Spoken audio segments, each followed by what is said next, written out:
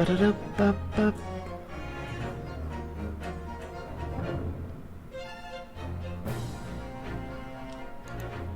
Let's this have... Why did I say what I was meaning to say backwards? That's interesting. Okay. Alright.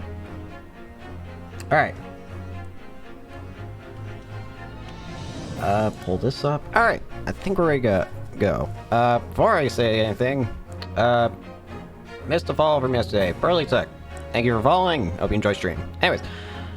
Hello! My name's Caden. Welcome back to more. The Great Ace Attorney Chronicles. Last time, it was the end of... Wait, was it the end? Yeah, it was the end of, case 3. I think. Yeah. And now we're doing case 4, yeah. I don't know why I'm having trouble remembering all of a sudden. What in the world? Anyways. Let's get back into it. There's a whole lot going on, so...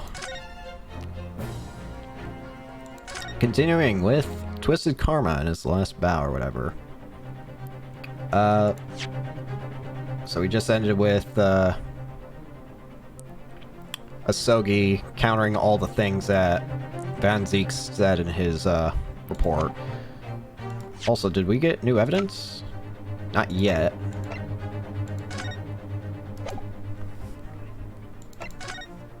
So this is how the room's set up. The only thing I can think of if... Well, no, actually... If... I was gonna say maybe someone could hide back here? I don't know. But then again, the death was a shot up close, so... Also, I'm still curious, what is this whole key-like shaft that pops out of this police figurine? Anyways. That's a new piece of evidence, that's right.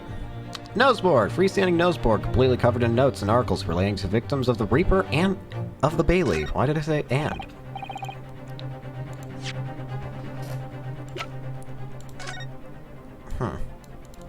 So all this is related to the Reaper and the Bailey. These are a whole lot of detail. Oh, there are details of a whole raft of cases dating back years on here, aren't there? This paper from 10 years ago is browning with age, look. Out of interest, the most recent thing appears to be this newspaper cutting here. Oh, it's the same Red-Headed League advertisement that Mr. Shomes had picked out. And do you remember? There's a red hairpiece at the scene, too. Was Inspector Gregson an exponent of the Red-Headed League, then? Ah! Why is this here? Oh, what's this? Mr. Arrow, look! Oh yeah, it's a smudge of some kind. In fact, it looks just like a handprint. And the color! That's blood, isn't it? Oh dear, how disturbing. There's a bloody handprint on the backside. Why would there be a bloody handprint? Strange. And now, the prosecution would like to call new witnesses to the stand. Witnesses who saw events unfold on the day in question. They were mentioned in the previous testimony too, if you remember. Yeah, the street sellers who heard the gunshot and went running into the room. Very well. Lead the witnesses in. The defendant may step down from the witness stand. Certainly, my lord. Thank you, Reaper. Oh, we got a very... Oh, hey, it's you again. Beppo? So, witnesses, state your name and occupations for the court. Names? We don't use names. Far too fancy for the likes of us. We're just free and easy. Sell what we like, live where we want to live. I came for them all with a vacant stare as they walked down Fresno, and then spent a few words to a verse for them. Ah, would I be right in assuming that all three of you make your living by selling wares on the street? Everyone calls me Gossip. I sell fancy little tidbits to the passerbys, you know. Jaunty little tidbits? Come that's what's master for you, sir. Right up your like it is. 6 pence is the price, not a penny less. Why am I paying for it? Wait, you're actually trying to sell it to me now? Oh, come on, sir. Don't tell me you're not interested. Try the man. Give him some money and see what it is. Barely the man calls up. Why am I the one paying?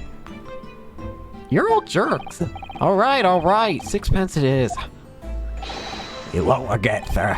Now, got your list in here, Thorn? Just between us, a young couple on Flight Street have just had twins.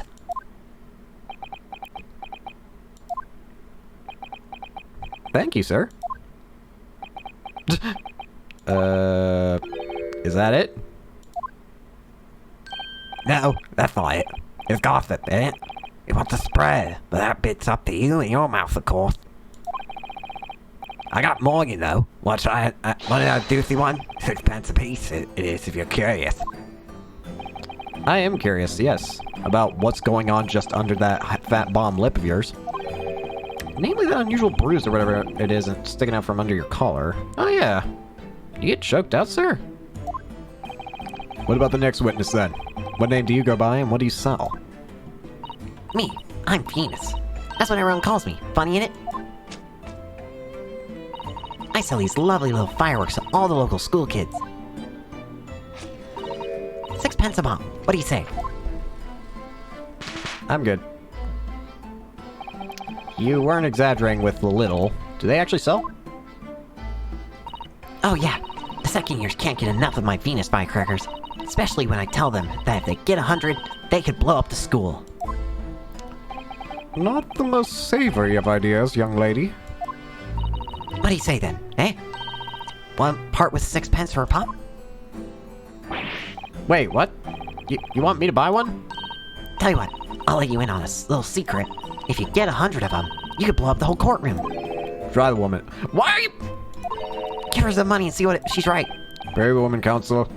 You're all advocating for me blowing up the courtroom. Alright, I'll buy one. Lovely stuff. Right then, this is something a bit extra just for you. The Venus Special. Only 600 pence. 600?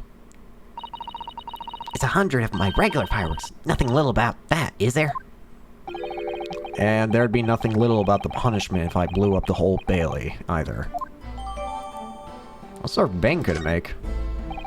And the last witness. What name do you go by and what do you sell? I'm thinking me. Think all sorts of thoughts. I think, therefore I am. I am, therefore I think. I think. Let me see that firecracker. Surprised that's actually, Why is this evidence?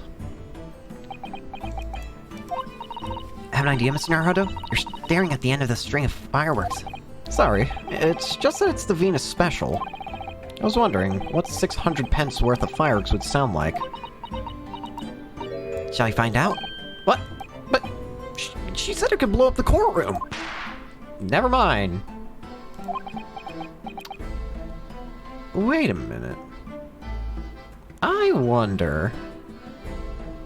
You could probably trick someone into thinking that's a gunshot, couldn't you? Alright, that was a fairly sizable bang. My hairs are still ringing, Mr. Naruto. It sounded almost exactly like... Goes off like a gunshot, yeah. I wonder...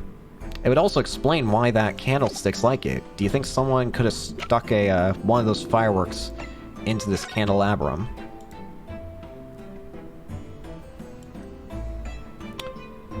You know what? I didn't even think about that. What? There's one thing that everyone should have checked for. Assuming that we assume that a bullet shot this. What about the wall behind that candle then? Wouldn't the wall at least have some damage on it? Like a bullet hole? Like, I can't imagine this would completely stop a bullet. I don't know. I gotta get comfy. And itchy. Whoa! Phone jump scare. Alright. Also, hi, Beppo. I think that's your name. 'Cause I stand there on the street, watching the world go on about me. They call me observateur. Get out of it, old man. Everyone calls you Sandwich and you know it. So, you don't actually sell anything. A problem shared is a problem halved, as they say. I give advice, I do, and think what it means. I don't actually sell anything, no. Come to think of it. Pity. No more purchase today, please. Cosmo, why are you doing this to me? Well, we have quite a cast here, seems. They conduct their business on Fresno Street from morning until night, my lord. And always in the same place, directly adjacent to the crime scene. I see. And thus I heard the gunshot. And I think I can hear someone mowing the lawn outside. What is going on? Thank you. Not only that, but they bravely ran inside to see what was going on and witnessed the crime. Well, I'll be back at the fall, just between us. Venus de Milo, what am I to do? What a terrible thing I saw. What I think is, if what we see is light and shadow playing with our eyes, is any of it real? Very well. The court will hear the formal testimony of these three witnesses now. You will describe in detail what you witnessed and heard at the time of the incident. Alright, you three. I want to know more about what happened to your neck, sir. The witness's account. We saw the whole thing from the start to this, we did. Everything from the moment they went into the building. It was less than a minute after the Reaper had gone inside that we all heard the big bang.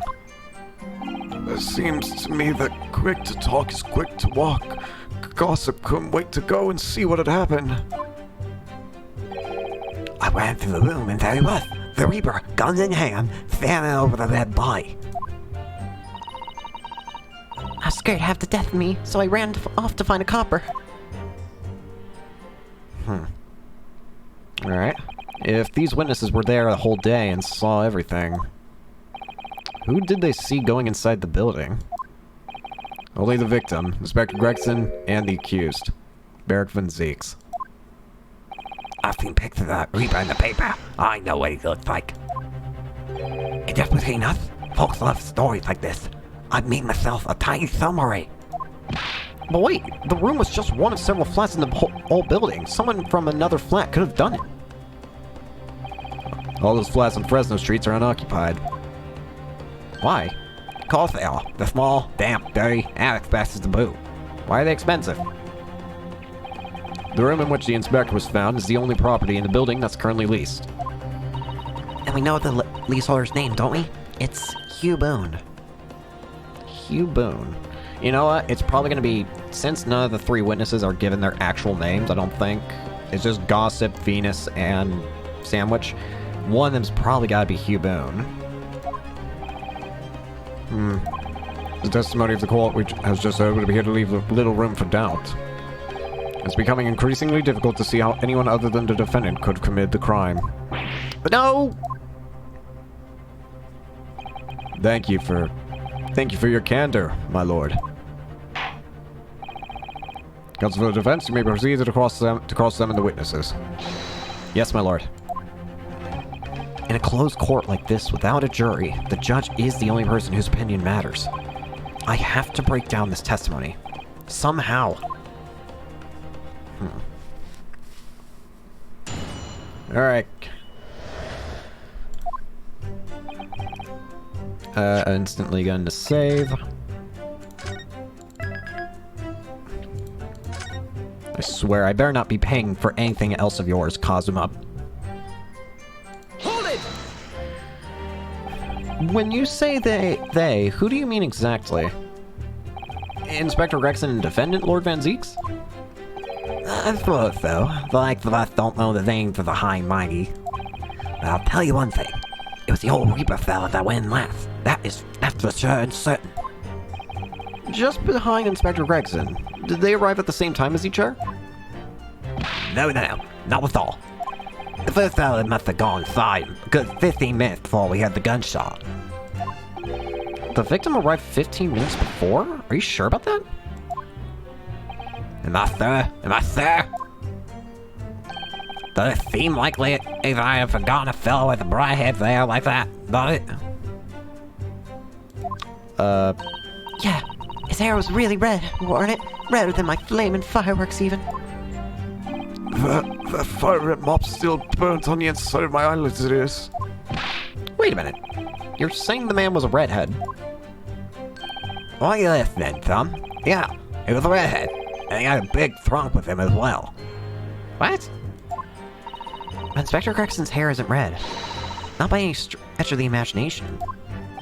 It seems likely that the person you saw wasn't in fact Inspector Gregson at all, but some other third party.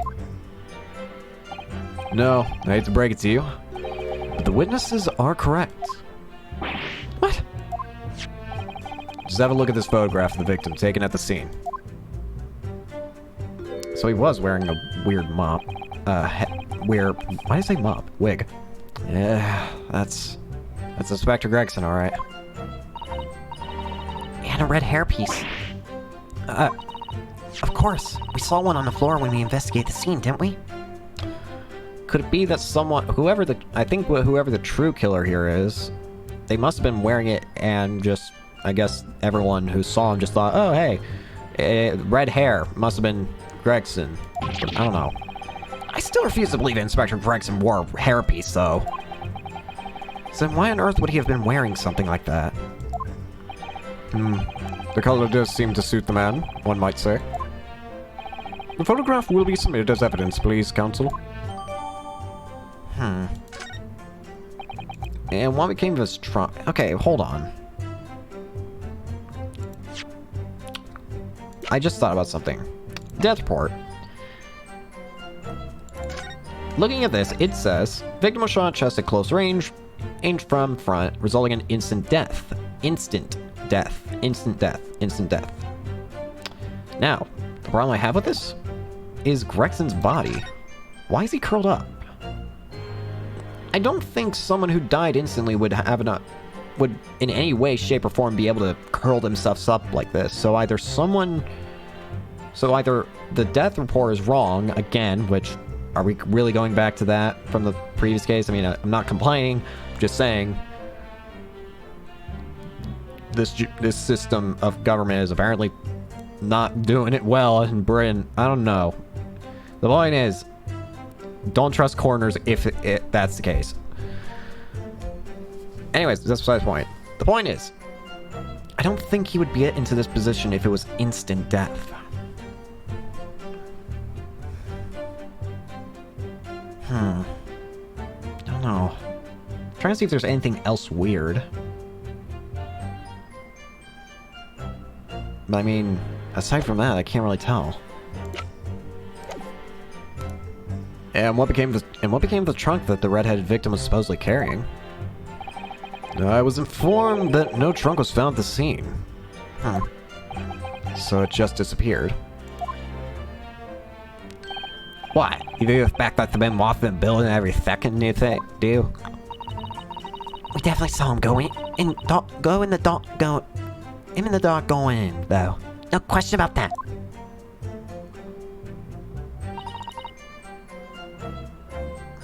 Hold on.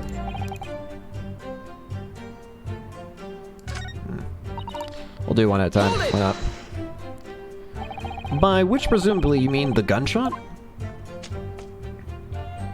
I sell these little things, don't I? How would I know what a gunshot sounds like? But I've always thought it probably sounds a bit like this, doesn't it? And you say that you heard the noise almost as soon as you saw the defendant here enter the building? That's right. It was almost straight away. Bang! It went. Just like that. At least the Reaper, is he? It's what the French call fait complet. When the Reaper's around, people are going to the ground. That's what he does, isn't it? I think we get the message. The Reaper couldn't allow the Inspector to live after he discovered his secret hideout. There can be no clear motive for the crime. Yes. It's certainly an eminently credible motive. Great! At that point, you ran inside. Is that correct? Hold it!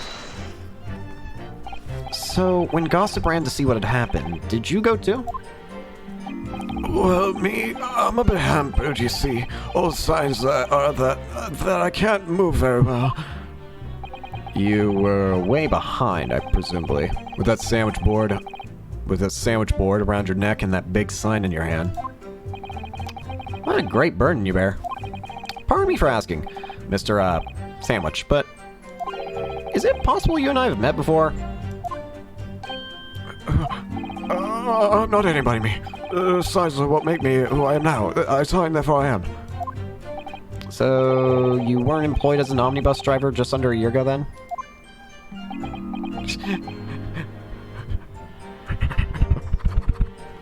That is extreme shake. I might be mistaken, but I believe his trembling has intensified, Mr. Naruto. Yeah, I agree. He clearly has been through a lot.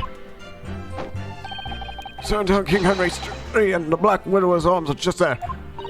Oh dear. You've made him hide behind his sign. Life is full of surprises.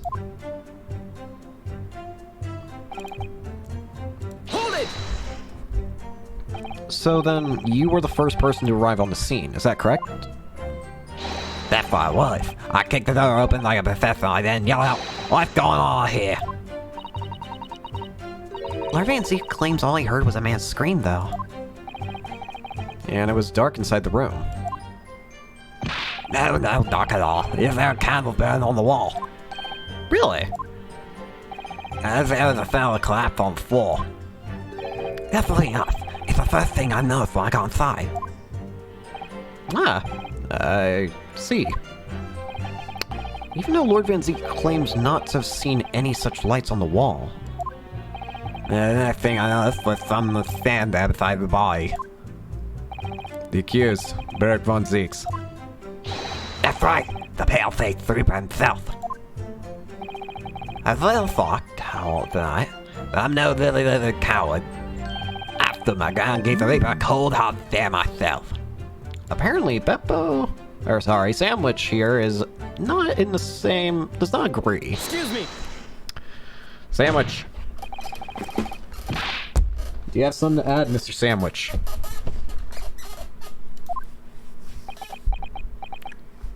My chair squeaky. There's really nothing to me. Empty my head I am. Just two slices, no middle. So I don't know what I could want with what you could want with me. I think that maybe you remembered something. Having heard Mr. Gossip's last statement, I mean.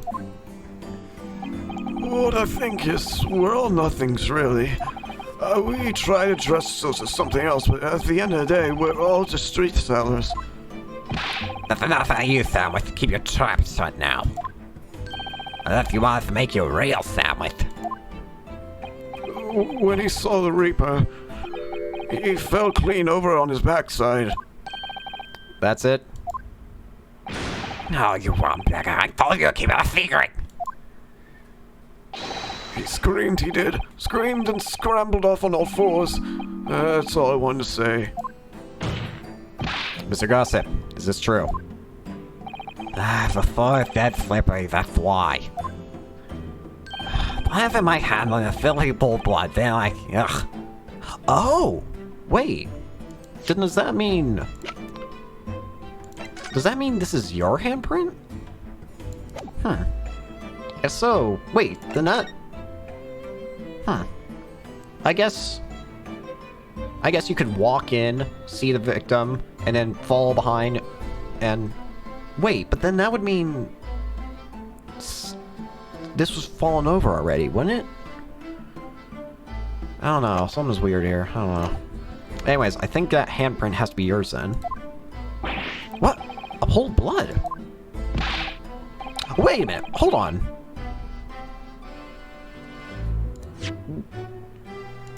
Wait, what? The victim's body's right here. But you were over here. How close did you get? Like, I thought you guys just entered and, like, stayed at the doorway area. But the pool of blood would only have been over, like, around this area at the very, like... are you saying that blood from here came all the way over here I don't know, that don't sound right.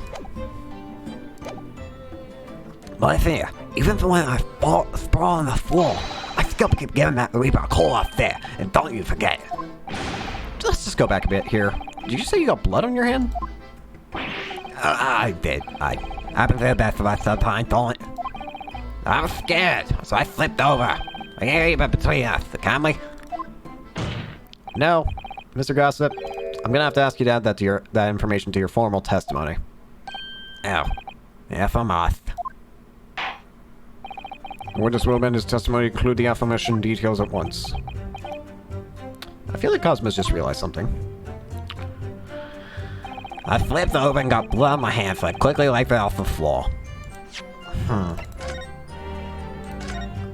Now I'm just confused. Where's all this blood coming from? Because... I need to know your position. But in the meantime, while I don't know that, can you explain this? Objection! So, you wiped the blood off from your hand on the floor of the room. Are you quite sure about that? Well, what else do you expect me to do that? Does it really matter? Objection! Uh-oh. The police found no such handprint on the floor during their investigations. Oh. What exactly is the defense asserting? Objection! If you listen, you'll find out, Prosecutor Asogi. Certainly, there was no bloody handprint found on the floor. What are you trying to say? There was a handprint in blood left very clearly at the scene. On the back of this noseboard. Ah, yes, indeed. Indisputably a handprint in a distinctive color of blood. Oh, that's right! That's right, I can. I know it anywhere. Objection! The witness very definitely testified that he wiped his hands on the floor. Any handprints on the back of the board are irrelevant. Objection! I don't think... Not if the board itself had fallen over onto the floor. In that case, it's quite possible for the witness's handprints have ended up there. Just look at the floor plan of the room. The noseboard was in the opposite corner of the room to the victim and in an upright position. Even if it had somehow been toppled and was lying over on the floor at the time, it would have been a considerable distance from the body. But that's the thing. Where is all blood on his hand? How's he getting blood on his hand? I fell over when I came across the body. So I was basically right next to the corpse, not on the other side of the room. Why are you... Okay. In other words, the defense's assertion is contradictory. Yes, it is. There's a very definite contradiction here, for which there must be a reason. I take it that you formulated a proper hypothesis, counsel. Regarding this apparent discrepancy between the witness's account and the handprint found at the scene. I have, my lord. This discrepancy between the witness's account and the location of the handprint is explained by...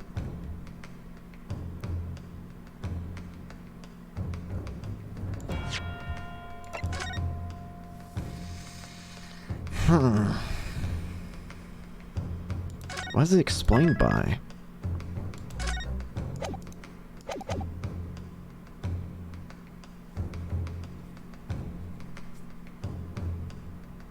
The board moving?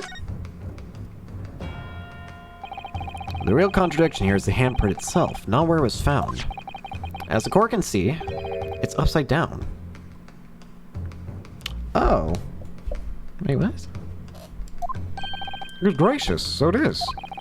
If the witness had put his hand against the board, the finger should be pointing upwards. What? What does this tell us? It tells us one simple fact. When this handprint was made, the board must have been lying on the floor as I previously suggested. Which means that after the incident, it must have been moved. What? Objection! You're claiming that somebody moved the noseboard after the shooting. Then tell the court who. I don't know that yet, but the point is... When you consider all the testimony we've heard so far, we can now be very clear on one point. And that would be the position of the noseboard at the time of the incident, my lord. So, Counsel, I must ask you to clarify your assertion for the call. Oh, wait. Are you saying... Wait... I wonder... I think I might know what it's saying here. So, Counsel, I must ask you to clarify your assertion for the call.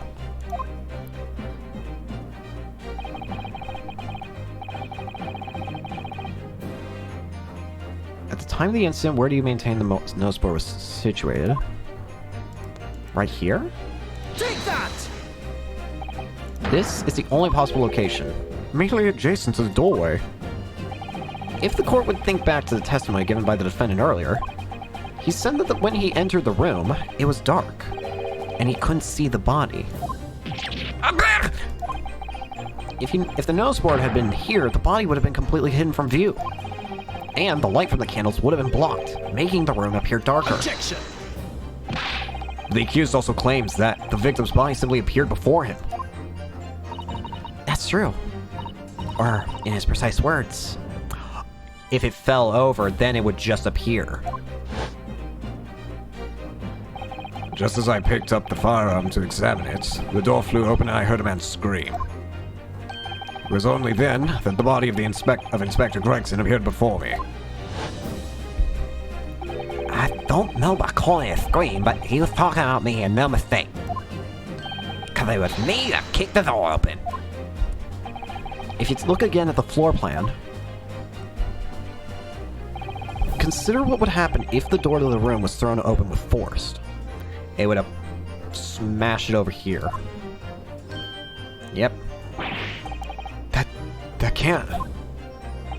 The door struck the noseboard, knocking it over, and making the victim's body visible. Good gracious. My client has told nothing but the truth. He has simply described what he saw. Ugh! Order! Order! Counsel, how has this not come to light before now? After the incident, somebody must have righted the board and moved it. So who? Into the position where the police, myself, and my colleagues saw it when investigating the room. So someone moved it. Witness! What have you to say for yourself? Need my lord. You and your fellows were there at the scene before anybody else. It goes without saying that you must know something about the position of the noseboard.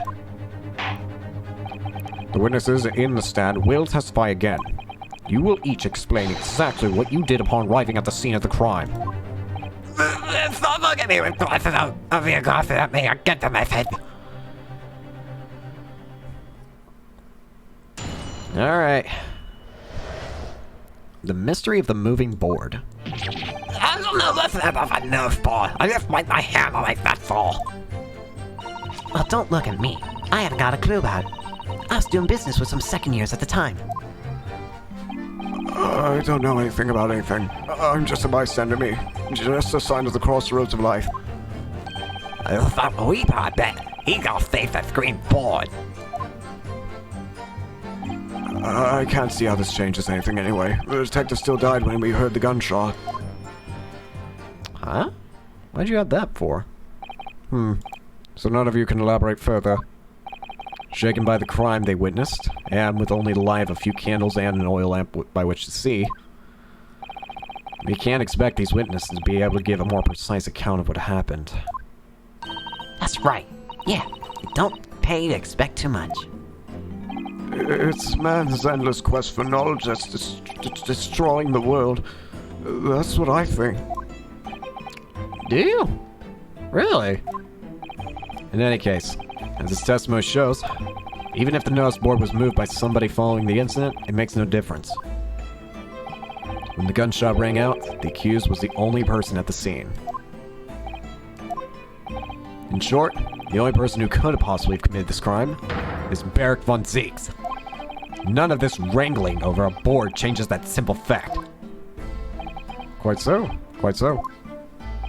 Does the defense still wish to cross-examine the witnesses despite these circumstances? Most certainly, my lord. There's one statement in particular that... I don't know. I feel like I'm gonna press everything, but...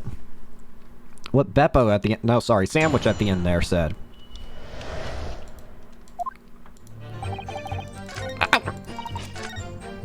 What you say at the end here, Beppo, catches my interest. Hold it! It was 5 o'clock in the afternoon that you all heard the loud bang, wasn't it? Maybe the nose sport fell over, maybe it didn't. Maybe I fell over, maybe I didn't. But the Reaper's face sealed it away because the gunshot we all heard. So your face sealed too. My fate? That's right. The defense's phase lose. And the prosecution to win. In other words, it all hinges on that single gunshot. So if I could just find some problem with that part of their story, It may be possible to change all our fates. Of course, none of that changes the fact that I heard what I heard, does it? not much to go on. As you point out, Mr. Naruto, there's no question that the nose board was moved, so somebody must have done it. But it did happen after the event, so... Maybe Cosmo's right, and it's not relevant to the case. But it seems to have been deliberately positioned so as to hide the body from view. So I feel sure that there's some deeper significance to all this. Yeah, I know what you mean. I've no doubt there are more clues to be uncovered. You're on the right track, I can feel it. So follow your instincts. Alright then. Help me unflip myself, please! So sir, can you please untwist yourself, and so you admit that it was the board that you wiped your bloody hand on? I admit it. What's in there? What fair play day for all see? A smashing print on my right hand. Perhaps you wanted to hide that handprint. So you righted the nose board and pushed it to the corner, did you? No, the man has a way of it. Great one. Do I look like a powerful and well-nothing man? Well, did you see anyone else moving the board? I've got nervous feeling, I can tell you, but even I have my limits. There's a body on the floor, and in front of me, and the Green Reaper himself is standing over it. And there's beautiful light inside of it, either. My bomb lip is all quiver. In other words, this witness is unable to give definite testimony on that point. Yes, that's what it seemed.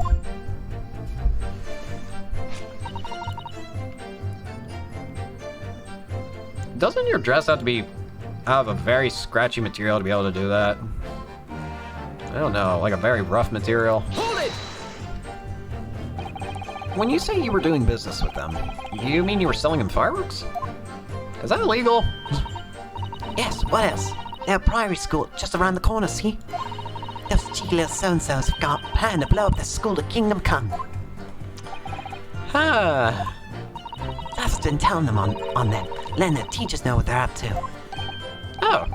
Yeah. Yeah, wouldn't want anyone to get hurt, so I let the school know the kids are playing with dodgy toys. Then, praise the Lord, the teachers take all the fireworks off them. And then, praise the Lord again, the kids all come back to buy more. Everyone's happy, see? What a racket. Of course, sometimes, the teachers give me a little bonus to thank me for letting them know. It's a busy old life, selling explosives. Venus is a guileful goddess indeed. Well, telling barefaced lies are kind of a thing, really. I'm never so good at it. I'm going to kill the court, apparently. By the way, Beppo. Excuse me! Sorry, Sandwich. Sandwich. Something wrong, Mr. Sandwich? If I said it was, could we just leave it at that? Would that be the end of it? No. Did Miss Venus' statement just bring something to mind, perhaps? Philosophical thoughts. Deep philosophical thoughts. Let's say there was a great liar. And that great lie said, without batting an eye, telling barefaced lies is kind of my thing. I'm ever so good at it. Would those words of hers be a lie too, or the truth? In which case, she's not a liar. Oh, it's a hellish paradox, that one, don't you think? I'm not entirely sure, to be honest. But it seems to me you're suggesting Miss Venus has been lying, are you?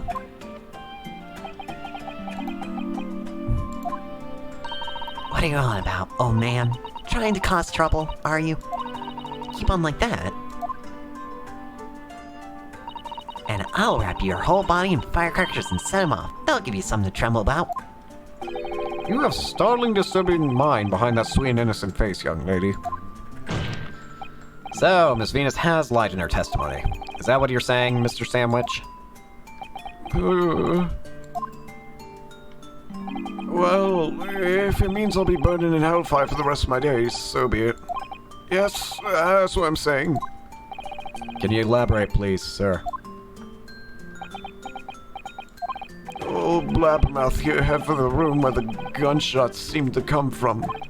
But there was someone else who crept up the stairs behind him, too.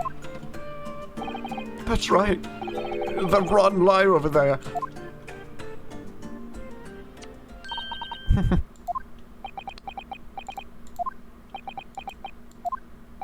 Do you mean to say that you did in fact betake yourself to the scene of the crime after all? What did I tell you, eh? Fire away. I said I was good at telling bare-faced lies, didn't I? Yes! You mentioned it. And now you've committed perjury. Have fun. Well, that revelation rocked the whole courtroom, didn't it? Who knew firecrackers packed such a punch? So you did indeed visit the scene of the crime, did you, young lady? Good grief. Well, now you come to mention it. I suppose perhaps I do clearly remember climbing the stairs to the room, yeah. Either you clearly remember or you don't. Well, I shall consider a fitting punishment for this perjurious act later. For the time being, you will immediately amend your testimony to reflect the truth. Oh, yes, my lord. Of course.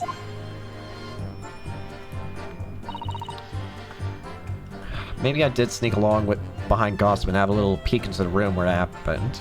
Hold it! Eh? You make a habit of lying, do you, Miss Venus? Well, I suppose so. I don't really know, to be fair.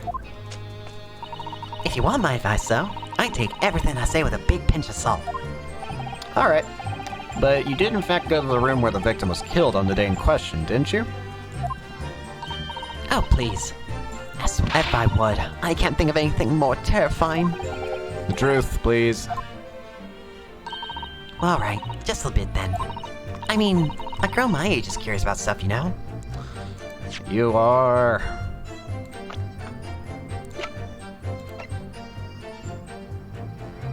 Alrighty then. Did you touch anything at the scene? Oh, please. As if I would. I mean, there is a dead body on the floor. The truth, please. Alright, just a bit then.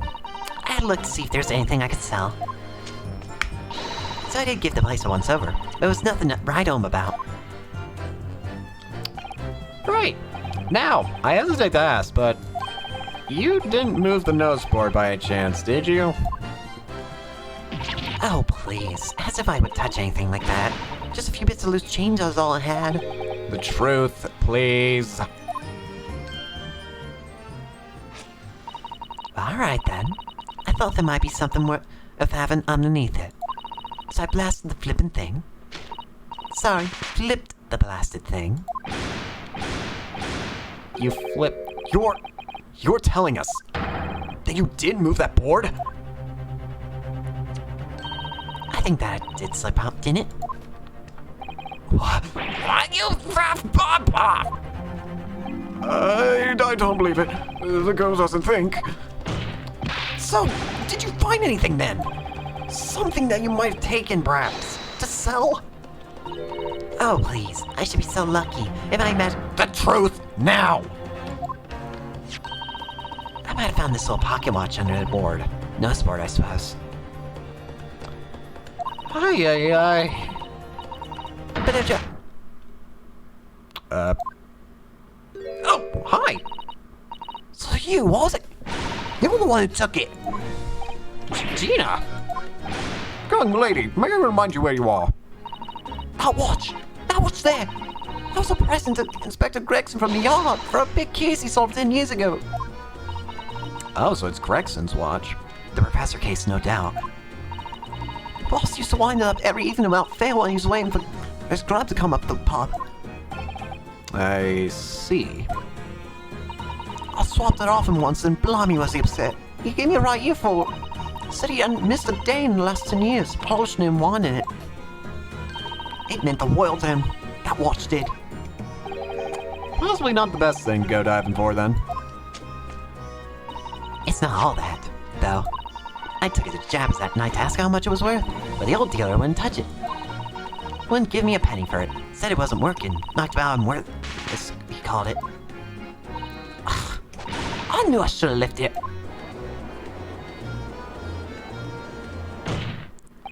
That watch must be submitted as evidence at once.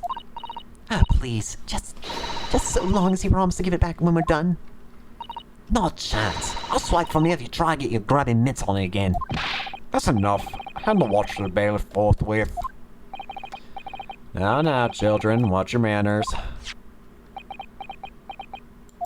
Good lord. Oh, The glass appears to be broken. more than likely, it shattered when the inspector was shot. It doesn't tick anymore, either. Wait, I don't think that doesn't sound right. Which is why Jabez didn't want it. What a waste there. Yes, indeed. It appears to have stopped at the hour of 5. Besides when the gunshot was heard then. It supports the prosecution's claim, of course.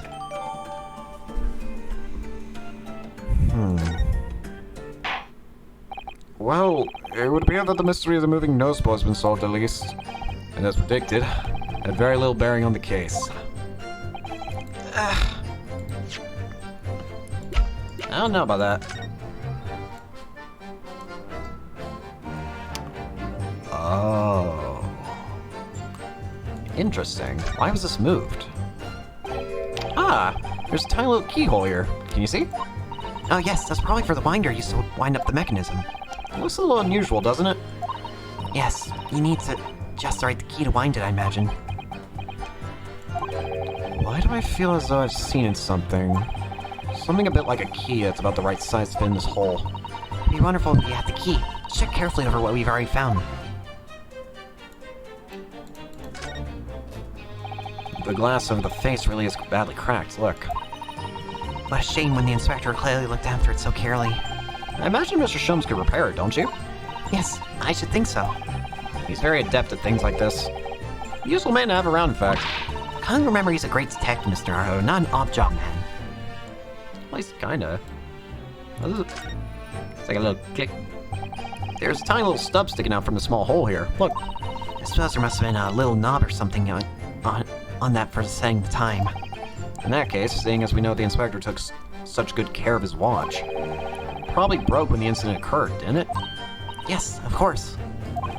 Which could mean that there's a small part of the watch still at the scene, maybe.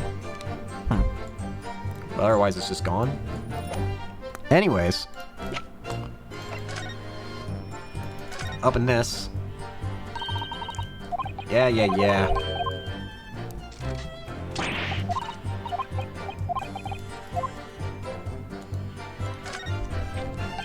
Mr. Sato, do you think perhaps this key could be the key for Inspector Gregson's watch? Oh, yes, it could be. Let's try it at once, not a moment to lose.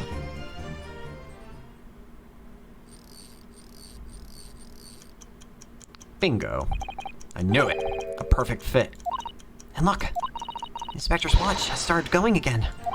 Ah, so it has obviously just not been wound up, that's all. What is it, Mrs. Sato? Well, if the watch isn't actually broken after all, I have a feeling it could have profound implications. Did someone specifically set it to 5? She's deep in thought now. Perhaps I better start thinking deeply too.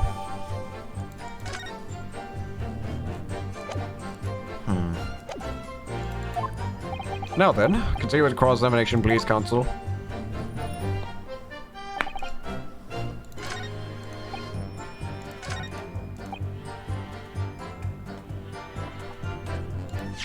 I wonder if that's what they want me to show then. Alright.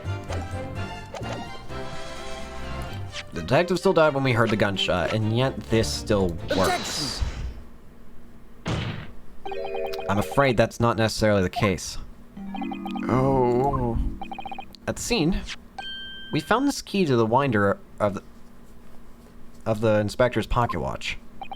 A key? And, having wound the pocket watch, we discovered that it in fact still works.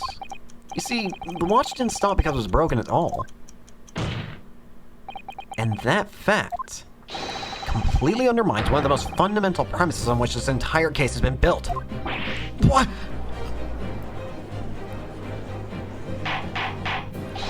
Order, but Counsel, the watch was stopped at almost exactly 5 o'clock.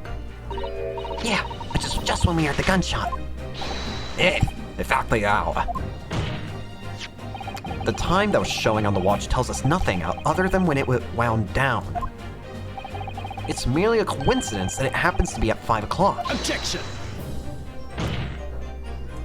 Even if that's true, the 3 witnesses here all heard the gunshot at 5 o'clock. So that's obviously when this crime was committed. Objection! I don't think so. No, that doesn't hold. Why not? Recall what Inspector Lestrade said only moments ago. The boss used to on it up every evening without fail when he was waiting for his grub to come up at the pub. Said he hadn't missed a day in the last 10 years, polishing it all and winding it. It mean the world to him, that watch did. The victim was in the habit of winding his watch once a day, in the evening. We can reasonably assume, therefore, that he wound the timepiece on the evening before he died as well. Yes, that would be entirely reasonable. But if that's the case, you wouldn't expect the watch to have been completely wound down by 5 o'clock the following day. No! Well, explain it then. In summary, the evening before the day of the incident, when the gunshot rang out in that room, the inspector was already unable to unwind his watch. You can't mean... What would stop a man winding his watch if he's been in the habit of winding it every single evening for 10 years? The obvious answer is that he was already dead.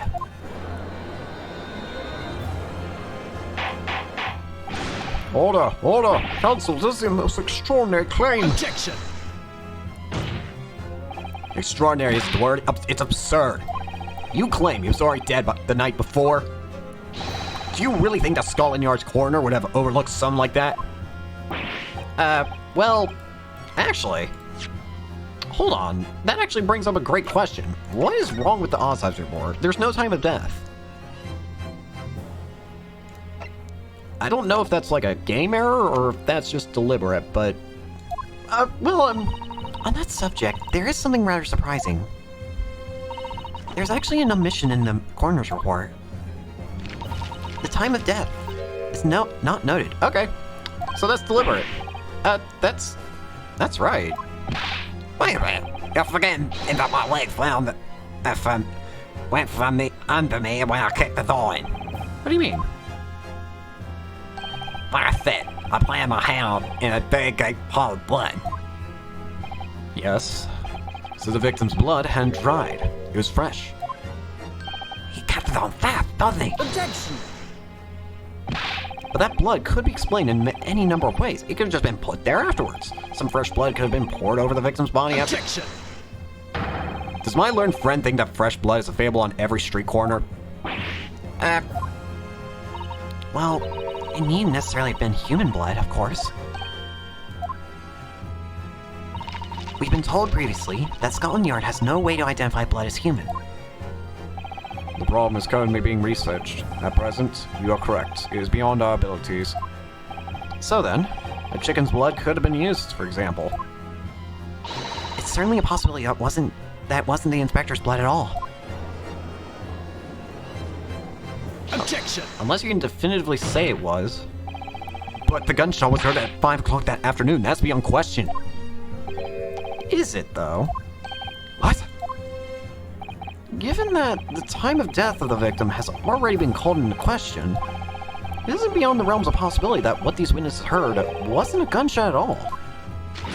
Oh, please. What are you trying to say? A flat note we heard, and a loud bang that came from that room there. And you listen to me.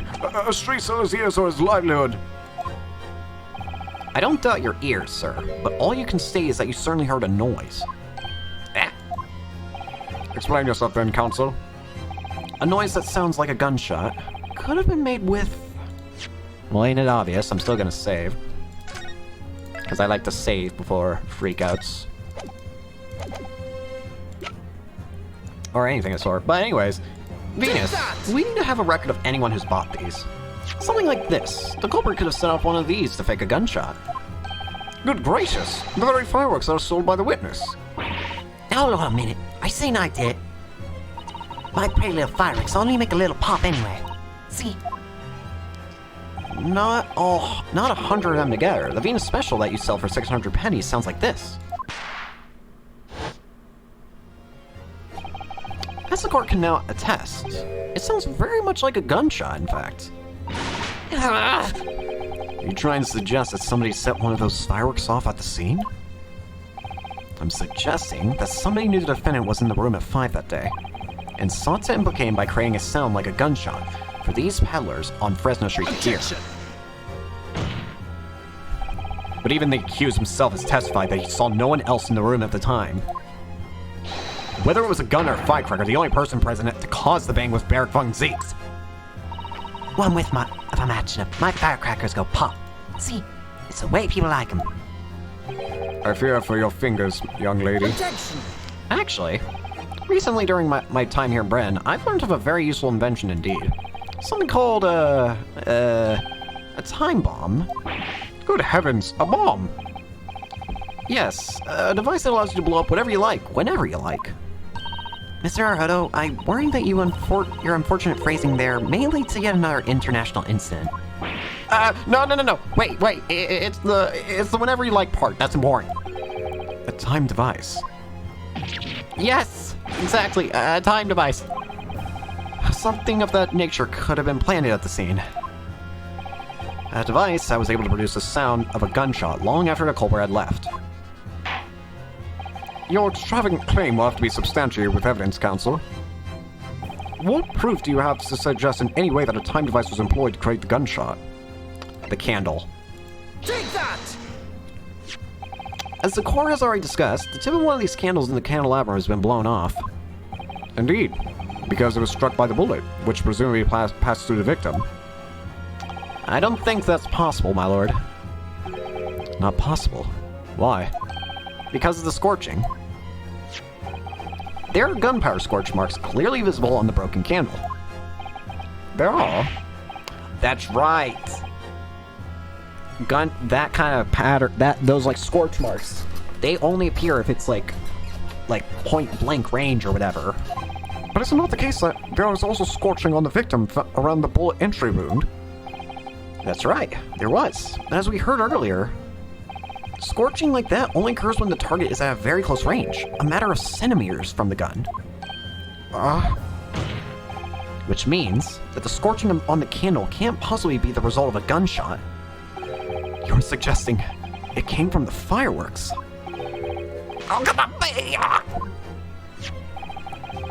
The fact that there's such visible scorching on the candle suggests that the fireworks must have been right next to it when it exploded.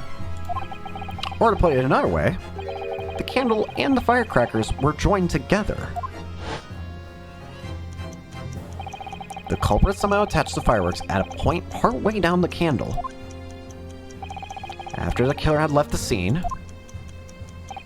the candle slowly burnt down along with the other two, until eventually ignited the fuse of the firecrackers, generating a loud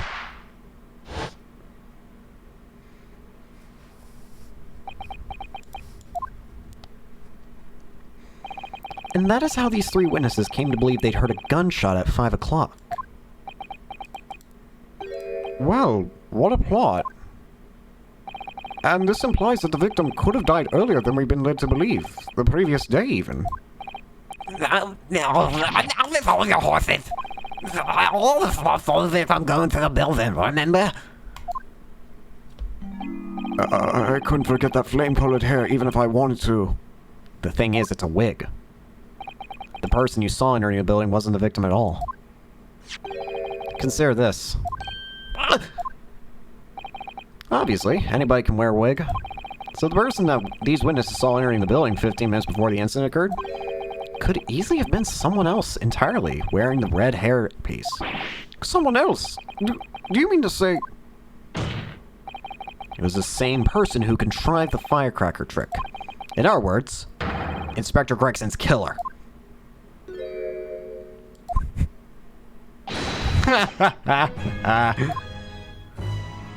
Oh, very impressive, Ryunosuke Naruhodo. Kazuma? I'm really quite amazed you've come this far. But after all, wasn't I the one who told you that you had all the makings of a great defense lawyer? What? I also note the lack of time of death in this report. A stark omission. But as far as I'm concerned, this whole country's justice system leaves a lot to be desired. Kazuma, pick your wars somewhere else, please. Hold up. Prosecutor Sogi, what on earth do you mean by that statement? I hear that many of the leading members of Britain's judiciary are present to observe this trial today. So we cannot allow even the slightest doubt to be overlooked. The defense's assertion about the time of death based on the victim's stopwatch is just conjecture. But, while the possibility exists that my learned friend may be correct, we have a duty to explore it. Well, certainly. I would agree with you. And what immediately comes to mind is, of course, what was Inspector Gregson doing and where did he go on the day before the incident? Do you know? The inspector always carried out his investigative work alone. Didn't Gina mention something like that? His movements were treated as confidential within Scotland Yard. Even within the yard? However, considering the evidence we've been presented with so far, I'd say it's fairly apparent what case the man was pursuing. Wouldn't you, my learned friend? I do have a feeling about what case he might have been investigating. Probably the Red-Headed League. Yeah, I agree. Surely. My lord, the defense believes it can explain to the court the case that was being investigated by Inspector Gregson at the time of his death. Very well, then. Present your argument to the court. What evidence is suggestive of the case being investigated by the inspector on the day prior to the incident?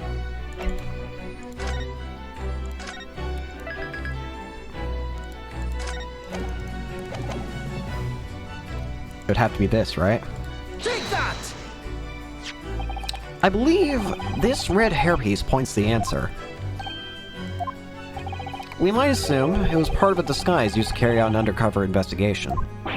Surely not. Such a brightly colored hairpiece would only serve to make the inspector more noticeable. Yes, that's quite true. It would definitely have made him stand out quite in a crowd. Except, that is, in a crowd of gentlemen from the Red-Headed League. The Red-Headed League? So, you'd already worked it out. What on earth is this all about? Is this such an extraordinary league of gentlemen? The Red-Headed League is currently under investigation for a grand deception.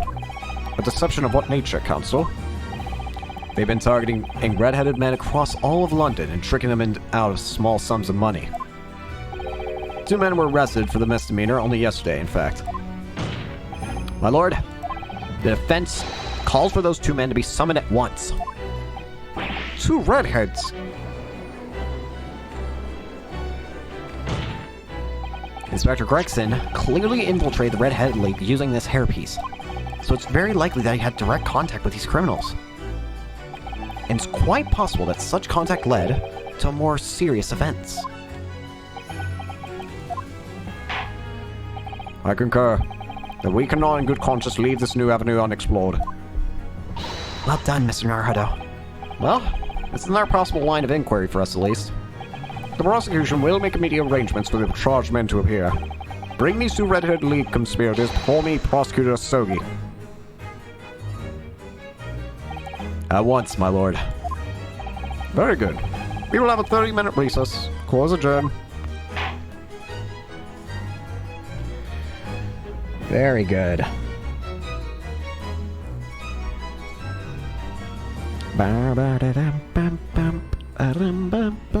That is such a good theme. Gotta say, I like how we're fighting a man who actually knows how to. I like how the prosecutor uses actual like. I like the. How do I explain it? For goodness sakes, it's like a. Instead of us, like when he during Van Zeek's first testimony, instead of us being the one to like call out the objection or the contradiction, it was a Sogi. Because he's also been a defense lawyer. Did I save?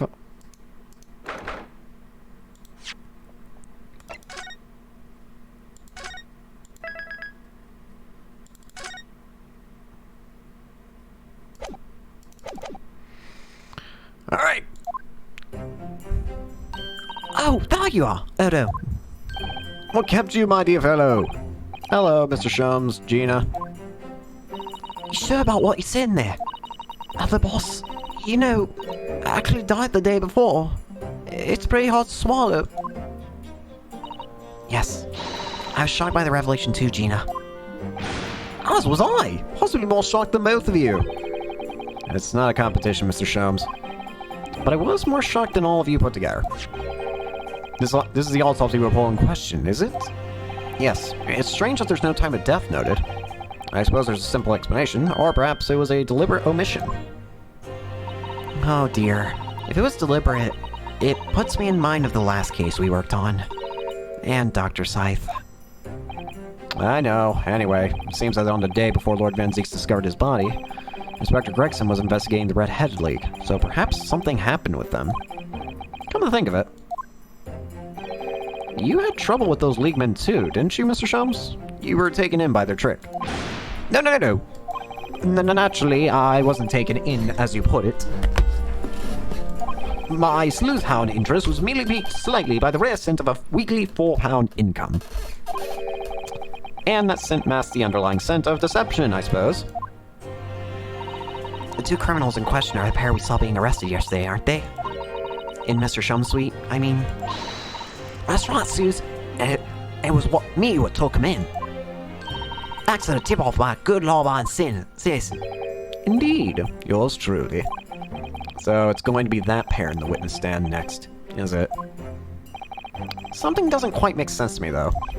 The day before Inspector Gregson was found, you hadn't had trouble with the Red-Headed League yet, had you? Why would the inspector have been investigating them? Well, the likely explanation would be that Gregson's own sleuthhound interest was piqued by the rare scent of a weekly £4 income. Don't tar him with the same brush as you, Sherms. Yeah. Well, then there's the whole issue of Inspector Gregson being investigated by Lord Van Zeeks for some reason. The Reaper, the Red-Headed League, Inspector Gregson, Lord Van Zeeks, and Kazuma. I feel as though he knew we'd arrive at this point somehow. Gosh, I think you're right. What's he really trying to achieve here today? All the answers will soon be revealed. Observe the time, my dear fellow. The recess will be over very shortly. Yeah, you're right. Cosmo was determined that he should be the one to prosecute this trial. And he was determined that I should take the defense. Just what is it that he's hoping to make me see, I wonder? I get the feeling we're a long way from the end of this trial yet. Maybe he wants to do it because he wants to achieve the truth too. Are you ready then, Mr. Sato? Yes. Let's do it then. Back in the courtroom. Why am I here? I just want to sit down. We resume the closed court hearing of Barrett von Zeeks, here present, who stands accused of murder. Now then, Prosecutor Sogi. My lord. Have you summoned the witnesses as requested? Yes, 2 members of the Red-Headed League who planned and carried out the deception. They arrived not long ago from the local prison by police carriage. Very good. Bailiff, usher the 2 men into the courtroom.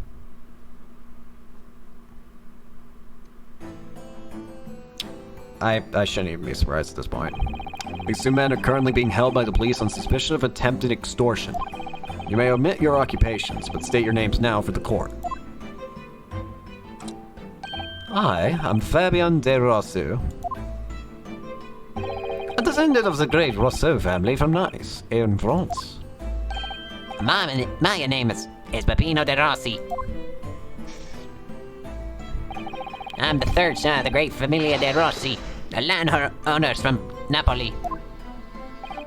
The two men first became acquainted in a boarding school for European nobility. Those who graduate from them are the future leaders of Europe. But do you have any idea how boring it is to be born with noble blood? Laws. I begin my mission to get the better of the world by employing the little gray cells of my brain. That is all I'm trying to do, huh? So, that's the only reason for this whole grand deception you've been carrying out? Oui, you could say that. Not bad, eh? He has the grand ideals, but the petty plans. This strange combination is a charm of the hilarious brothers. See, couple? Listen to me, Peppino. I have two things to say to you. Shit. Are you about to tell me one of your grand anecdotes? Viva! Firstly, I want you to stop calling me this capo. And secondly, we are not the hilarious brothers. This is a serious business. Shabello, that is the couple's trump card, the furrow brow. It is deep, capo.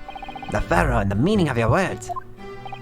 The court has been led to believe that under the banner of the Red-Headed League, you have conspired to swindle money from unsuspecting members of the public. Is this true? Oui, c'est ça. And what exactly was the nature of the deception by which you planned to defraud? Alas, I will explain it. No, couple. Leave it to me. As you see, we both have the vivid red hair, no? At school, we were both teased for this without pity. The couple here, he was many times behind the schoolhouse, crying like the Trevi fountain.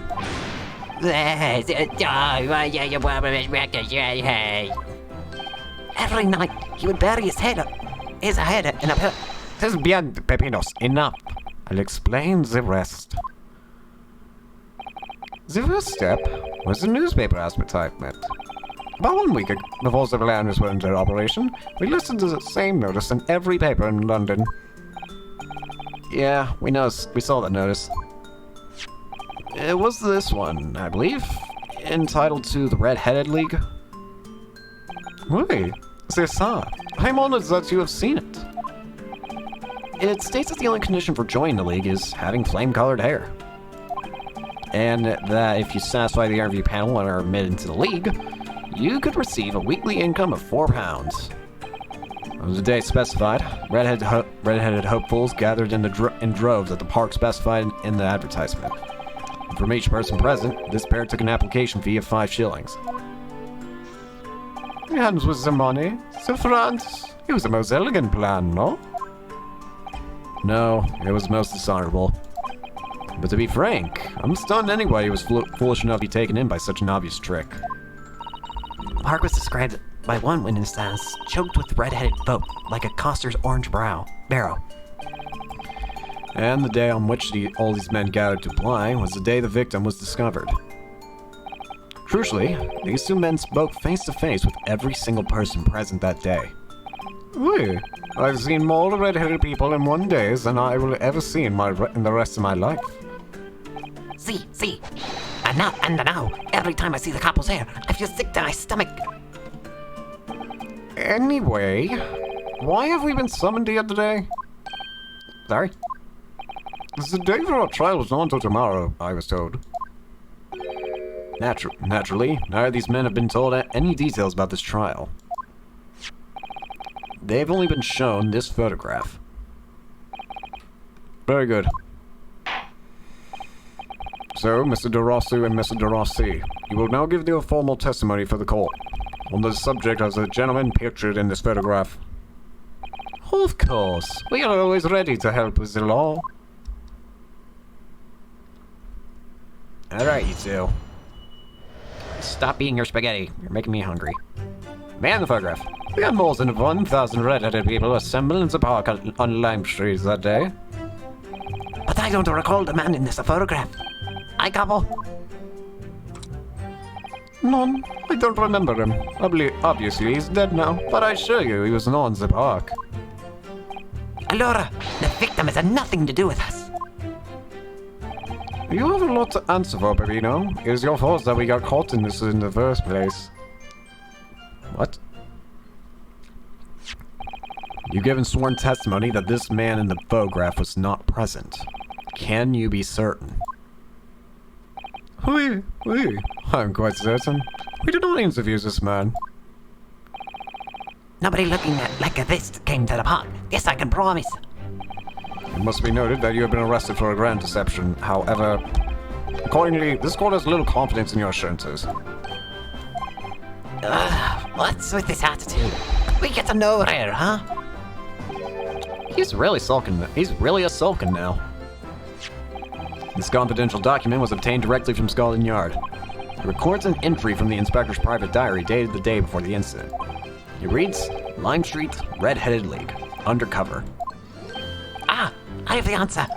Maybe there was another similar event in the park on the day in question, That is ridiculous. There's no question that Inspector Gregson was investigating the Red-Headed League. Which means it's quite possible that that's when he was killed. Very well. The defense may proceed with the cross-examination now.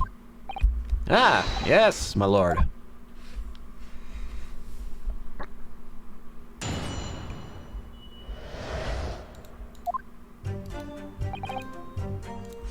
Gotta save.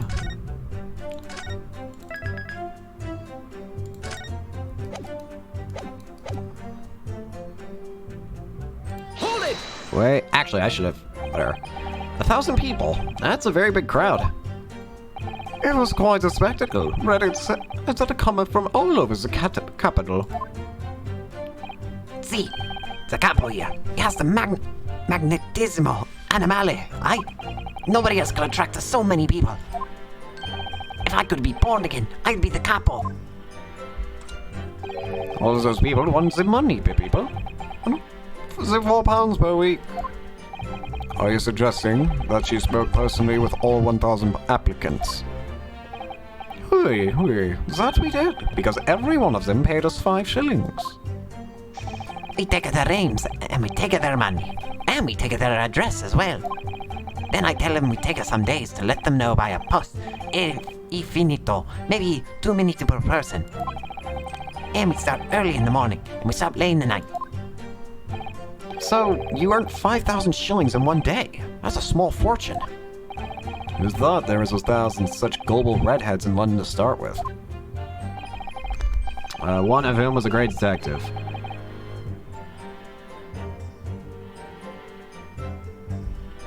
One was a great detective with chemically altered hair. I actually want to, real quick, I want to skip to the end here, because what exactly are you saying, Mr. Russo? Why is it his fault? What do you mean by that? Cavalo, you promised not to say. Cabo. After we had taken all the monies that day, we should have left the country. That was my plan. I left the purchasing of the tickets for the ferry to Dunkirk to my companion here. But he bought them from the wrong day. Oops. See, what's the easy mistake to make, huh? The three first. Oh, I have no sympathy for you. We were all day late for the boat because of your stupidity. And it's only because of this that the so-called great red-headed detective caught us. Capo, you know what I think? This is the work of God. It's a holy punishment, Peppino, for the last time, this is not only punishment. This is only your fault. Don't blame God for your own holy mistakes. You are making me sick with anger. Maybe I make a mistake. But when it is time to eat the pasta, there no one is faster. And I've seen the evidence. They haven't told us much we already know.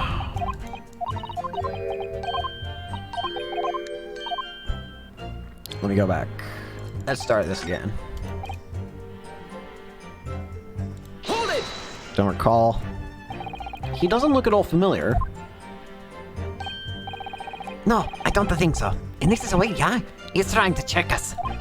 I do not like the people who are trying to trick the other people. Says the con artist. And between them, they interviewed 1,000 people with red hair. It would be unreasonable to expect them to remember every face. No, senor. I may be small. But my memory is very large. I never forget a thing. In my opinion, I do not think this man was in the pot. But he's not going to give the core definite, it seems. Aye, Capo, you can see a man like this, eh?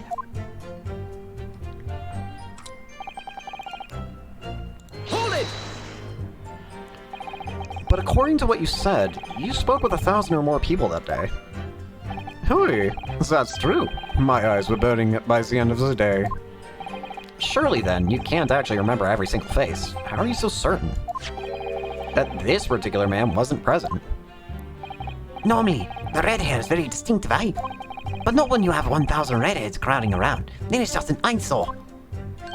But if there was some other information you could give us, maybe we could recall. That is not the line, Babino. Remember, we do not remember him. We are sure of that fact, huh? If there was a man with a red hairpiece, but his mustache did not match the color, then I do not think I could have gotten him. Cosmo said these two had only been shown that photograph and that they've been told nothing else at all. What if I fed them just one other detail about the victim? For example...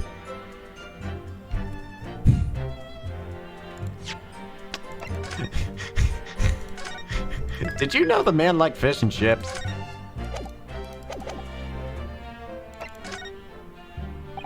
I can certainly appreciate that just knowing the man had red hair wouldn't help you remember him in this situation.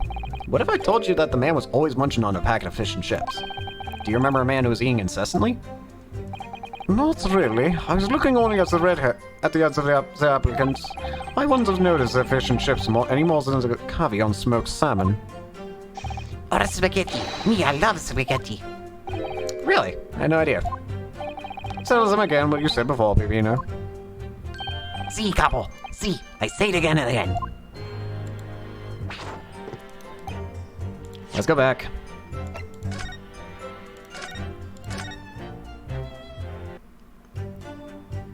What about his name? I can certainly appreciate that just knowing the man had red hair wouldn't help you remember in the situation. But what if I told you that the man's name was Gregson?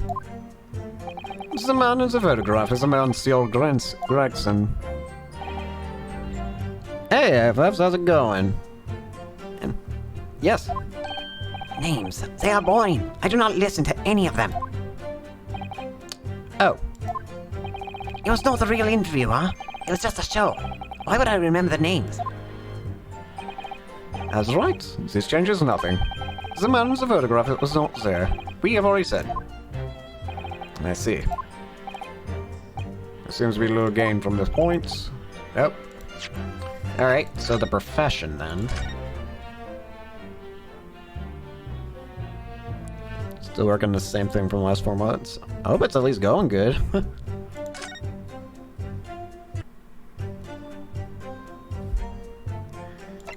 So what about the man's profession?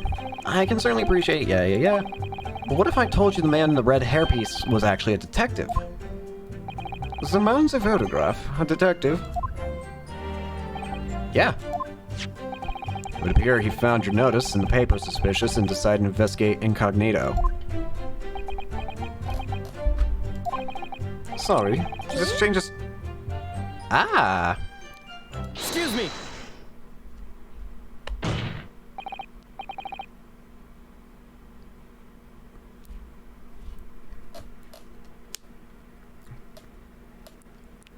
Only one that is in your family. Aw, that's nice. I mean, at least I hope that it's not being forceful.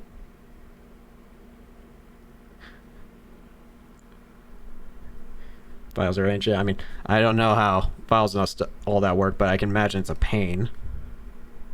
But I hope it goes real well for you. Something to add, Mr. DeRossi?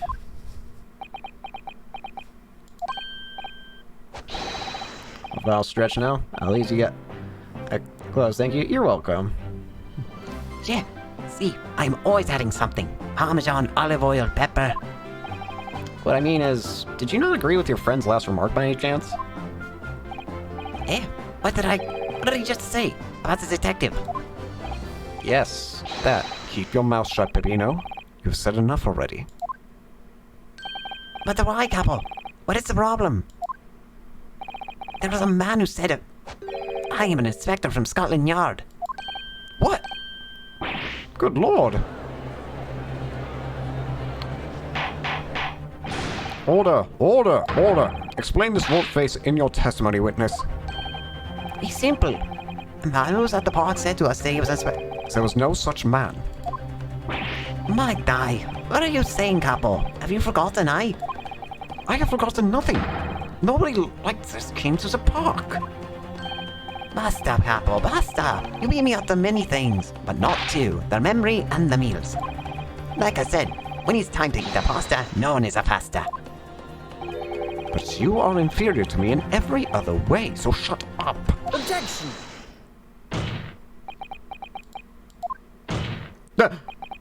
Why are we slamming Gar?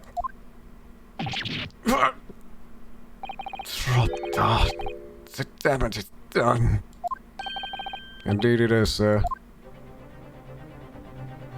Hey, there was a man who came to the park and said he was an inspector from Scotland Yard.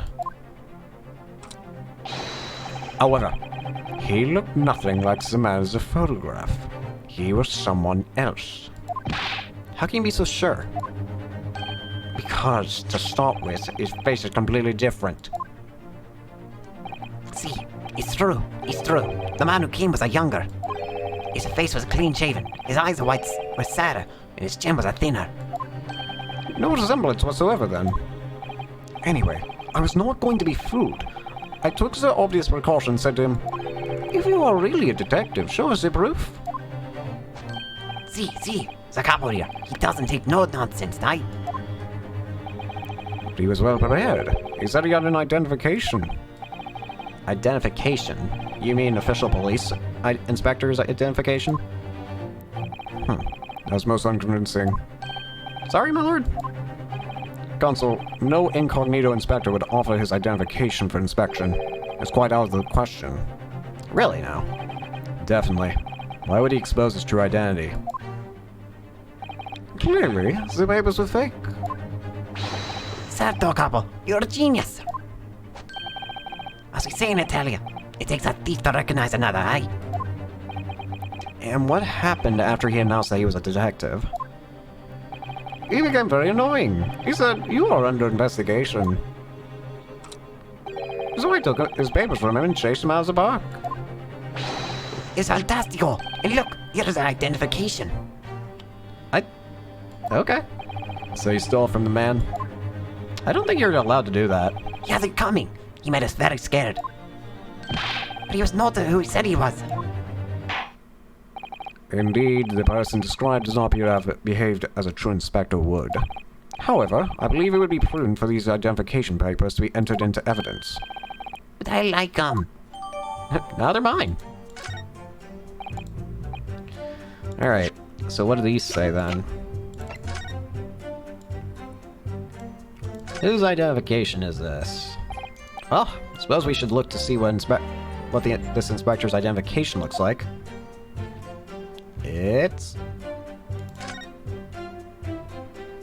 Yeah, it definitely looks fake, doesn't it? Out of interest, what name is given? Probably just something plucked out of the air. It's Tobias Gregson. Wait, what? Huh. The Scotland Yard insignia. Looks genuine to me. But how? And the department and identification number details are all correct as well. Since when have you known those? Do you mean to say... I know it seems incredible, but yes. I think this is a genuine identification book issued by Scotland Yard. But that's unbelievable. This is the real thing after all. So he didn't. So Gregson.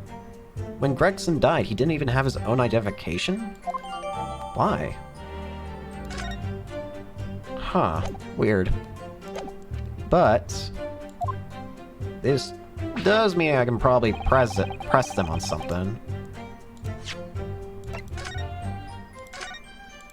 Save the game. I gotta get comfy again. Squeaky chair. Alright, so statements.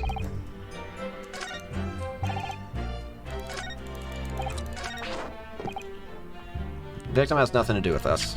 Yeah. Objection! No. I wonder if I could ask you to examine this identification book very closely. Miss Lestrade? Why Miss Lestrade? What is your intention here, Consul? Is this really a fake, or is it genuine? That's the question. Which we can't answer ourselves. Objection! Don't be ridiculous. No Scotland Yard detective would allow his or her identification to be stolen. That is the boss. No question about it. It can't be! As I suspected, the undercover detective who attended the Red-Headed League's enrollment on the day in question was the real Inspector Gregson, carrying out an incognito investigation. Sir, Lord.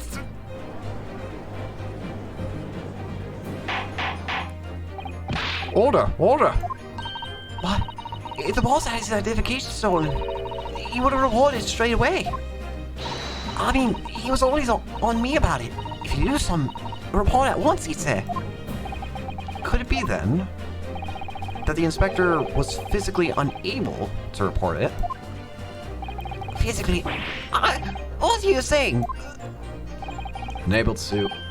You're not suggesting.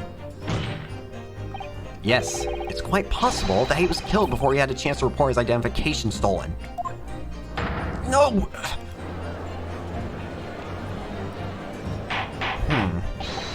Order! Order! Order! The defense posits that the victim was killed the day before his body was discovered at a different location. Do you two have anything to say about that? I know nothing. I don't know nothing. I got it fast. Pull yourself together, Pepino. Oh dear, you gotta behave a little more like master criminals than that, no? I wish we returned to Italy. Stop crying, Peppino, please. Otherwise, No! Stop your whining and start talking. I believe the court will now need to hear the story and consider. Okie dokie. But you will tell everything, or face the worst possible outcome.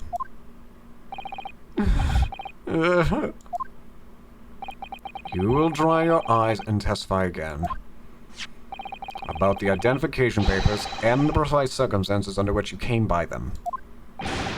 Oh, for crying out loud. Alright. So did someone else have Gregson's identification for some reason? Or did someone pickpocket it? I don't know. The truth is, we took him prisoner and kept him for the night at our secret hideout.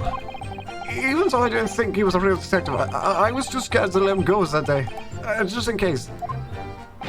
We took the man's identification from him and shut him in the room. There might have been a little tussle, but we did him no harm. And the next morning, we let him go. He spent the night in that room. It's nothing like a prison. Alright, you two crybabies.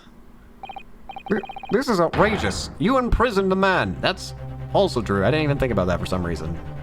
But no, see, no. It was not like a prison. He wasn't very comfortable and the government happy. I come.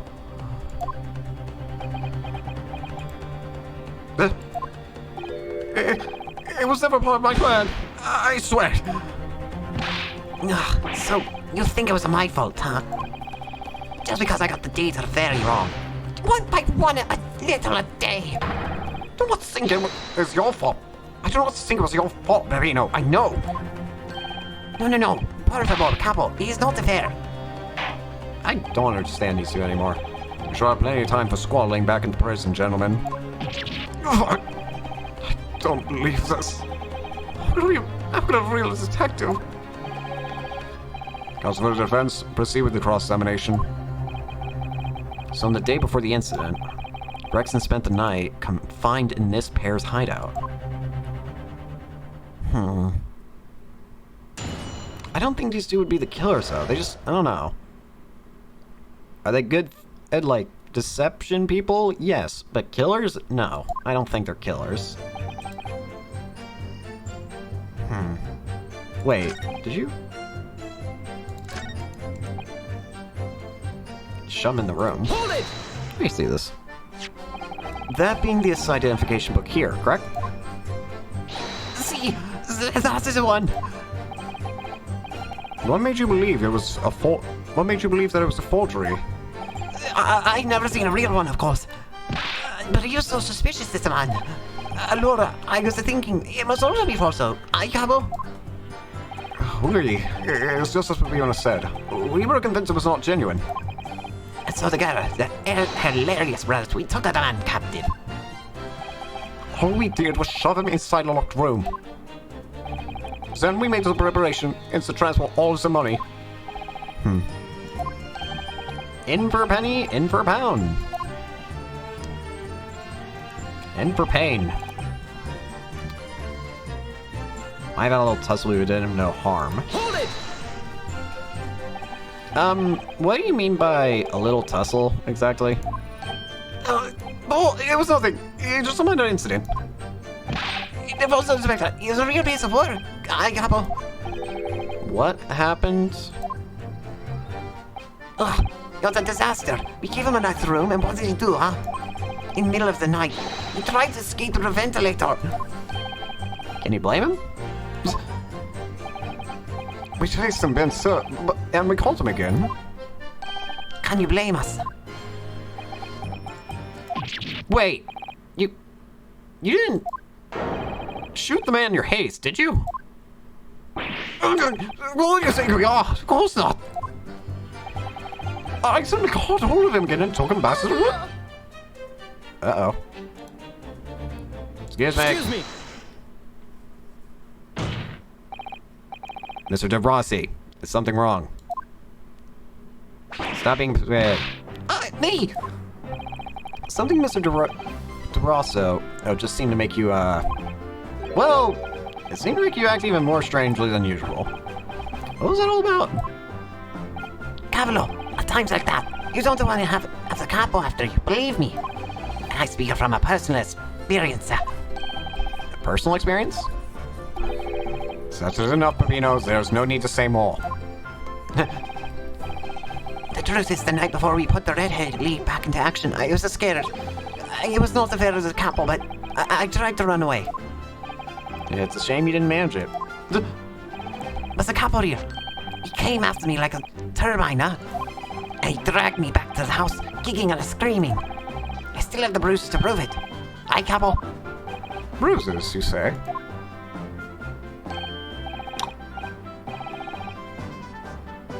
Oh. Wait a minute. That's the same kind of scar that Gossip has. Huh.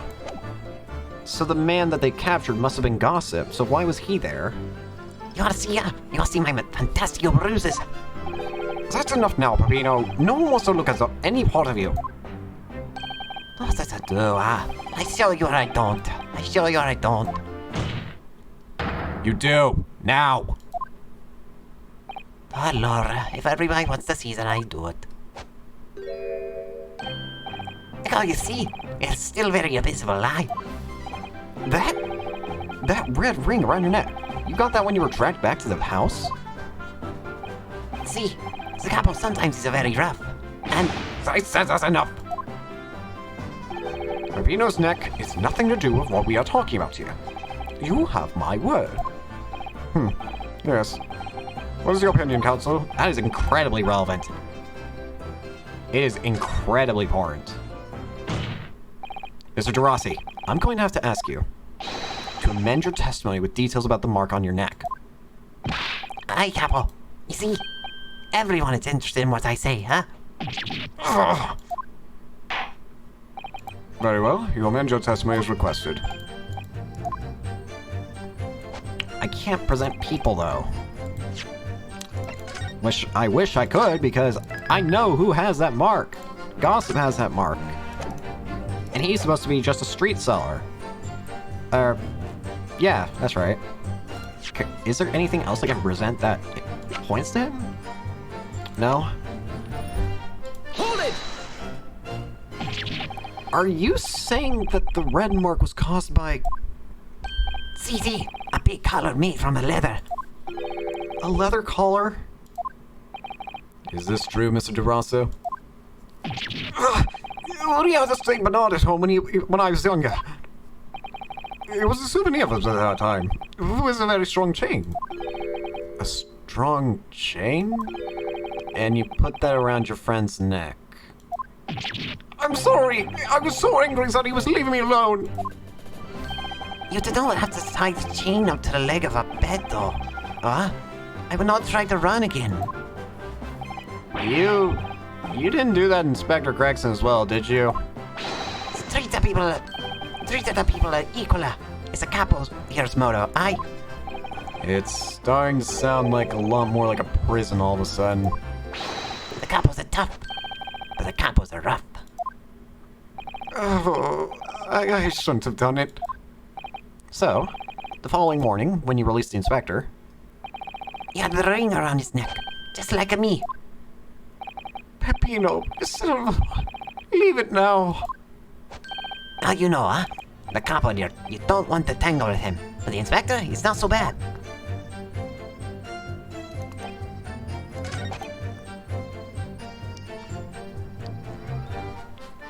oh, you know what I can actually probably present? The body. There's no mark on his neck, is there? Yeah, there's none. Objection! This isn't Inspector Gregson then. So So the day before the body was discovered, Inspector Gregson was taken prisoner while working incognito. No. It was not like that. It was only a present. It wasn't an invitation to stay. It was only. However you describe it, there's one glaring inconsistency that remains.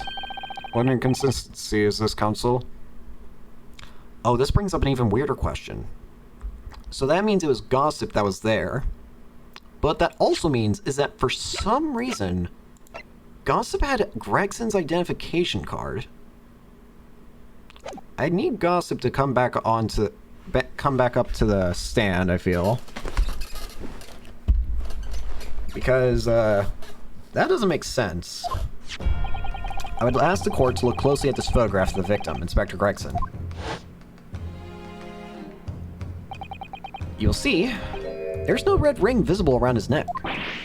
What? That makes no sense. It was me who took the collar of the man in the morning. And I saw the red bruise around his neck, just like I had. Given that the mark is still clearly visible on the witness's neck, we'd expect to see bruising on the victim, who was put in the collar more recently than Mr. DeRossi. Indeed. That's most peculiar. But what will I tell you, huh? We see this from the beginning. Many times. Oh, Peppino's right. The man in the photograph is someone different.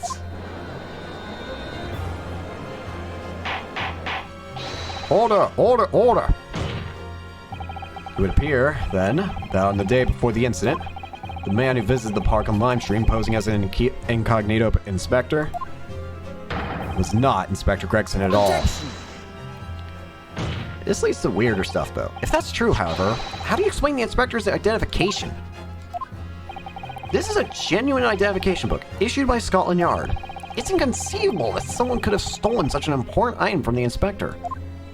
The prosecution made that assertion itself. Ugh. And we also know that the inspector had made a note about the red-headed leak in his diary for that day. Which surely means that we can't divorce the two events completely. The inconsistency noted by the defense is most troubling. If it were the real Inspector Gregson whom these two red-haired gentlemen encountered, the fact that no bruising can be seen around his neck defies explanation. But equally, if they actually encountered an imposter, how did that person come to be in possession of the real Inspector's identification? Does the defense have some plausible explanation, counsel? The whole thing defies explanation. It is for precisely these occasions that we keep meticulous notes in the court record, Mr. Naruhodo. Because those are the facts, and the facts cannot lie. No, The facts can't lie, even when they point to something so incredible it's almost unbelievable. Like a save screen. Alright, just wanted to do that. Well, my lord, the true identity of the person who turned up in the park for the Red League's enrollment is revealed by the information in the court record, I believe. good gracious! Very tantalizing, Mr. Naruto. So why don't you help us all see whatever truth it is you've apparently seen? Who exactly was this inspector that appeared before Mr. Darasu and Mr. Rossi? An imposter. Though it seems incredible, I admit, the undeniable facts point to only one thing. Since no bruising can be seen on the victim's neck, the person who these two redheaded men took that prisoner they cannot have been Inspector Gregson. In other words, your whole argument up to now has been a waste of time. Objection! Not quite. On the contrary, I haven't finished. What?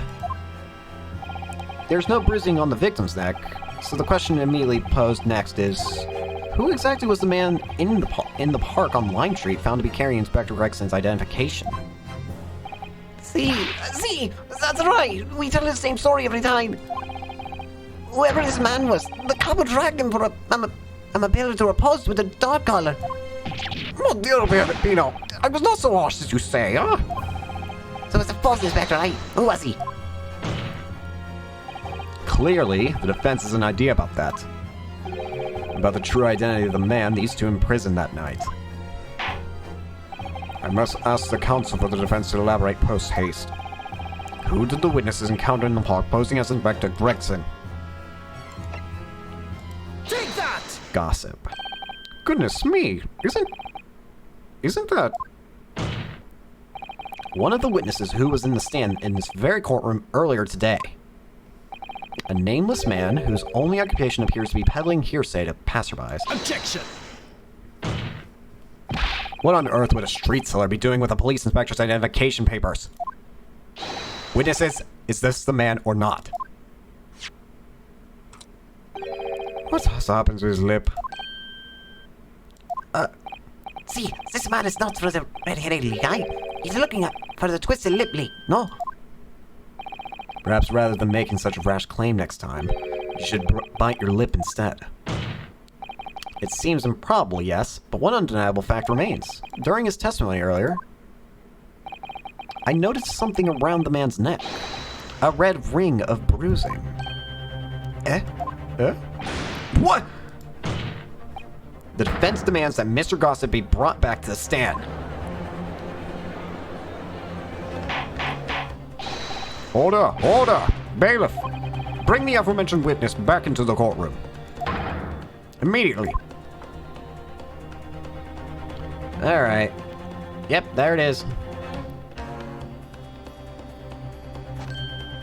Yep, perfect match. Well, I never. An undeniable ring of bruising indeed. And identical to that of the witness beside him. Now what's going on here, eh? I've always had this, me. It's a birthmark, ain't it? A birthmark, you say? I assume the reason you've been called to the stand has been explained to you?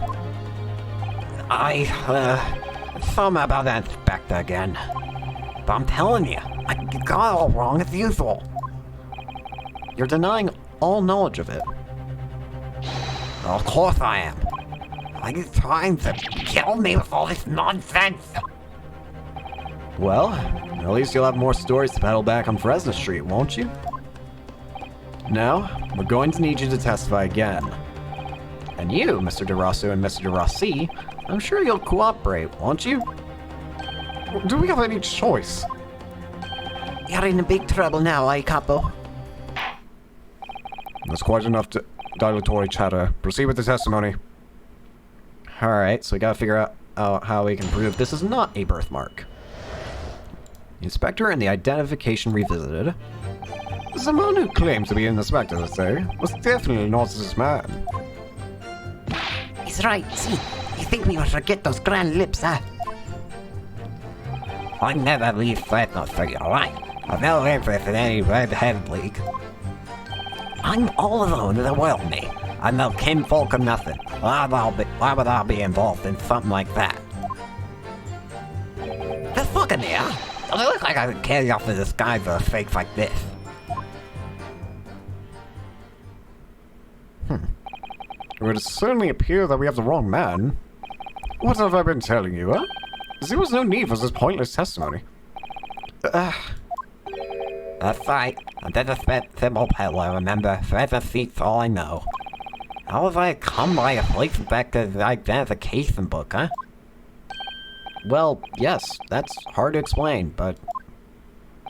A brief cross-examination, I think, Counsel. Very brief. Isn't there anyone in this courtroom who thinks I might be onto something? I stand steadfastly at your side as always, Miss Naruto. And I'm going to assume Cosmos Silence means he's with me as well. I'm going to do so I feel better. Oh well.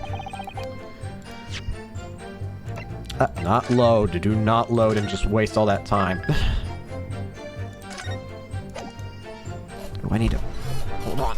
I get comfy and have the chair squeak. I gotta figure out how to make this chair not squeak. Thing is, I'm worried the piece that's actually squeaking is like plastic. I don't know. I'll figure it out. What was it doing? Is there any line in particular that catches my... You know what? I know. Look at me. Yeah. Does it look like I could carry off a disguise with a face like this? Hold it! Maybe you could, say, with a mustache or a beard to cover that lip. But if I was going to fix some fake face I would cover up this fine section. I am looking like a lordship over there, wouldn't I? Don't bring me into this. Pardon? I assure you my lips are entirely unremarkable. And I would ask you not to cast such scrutinizing looks in my direction, Counsel. Ah, sorry, my lord.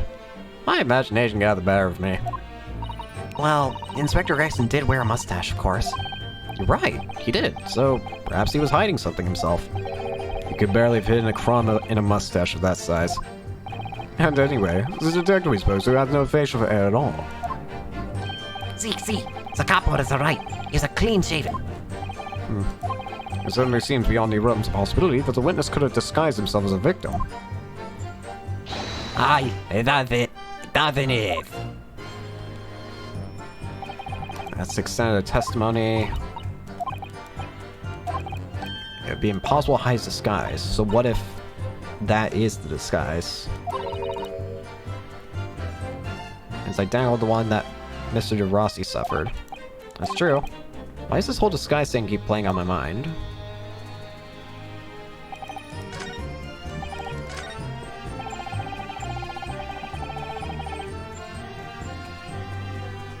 Wait a minute. How did I not... Hold on. How did I not see this? That hair.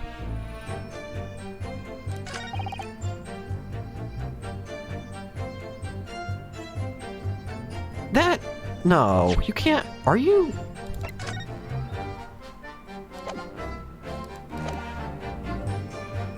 It has to be. Wait, what? Alright, I think I know who this man is then, but that's weird.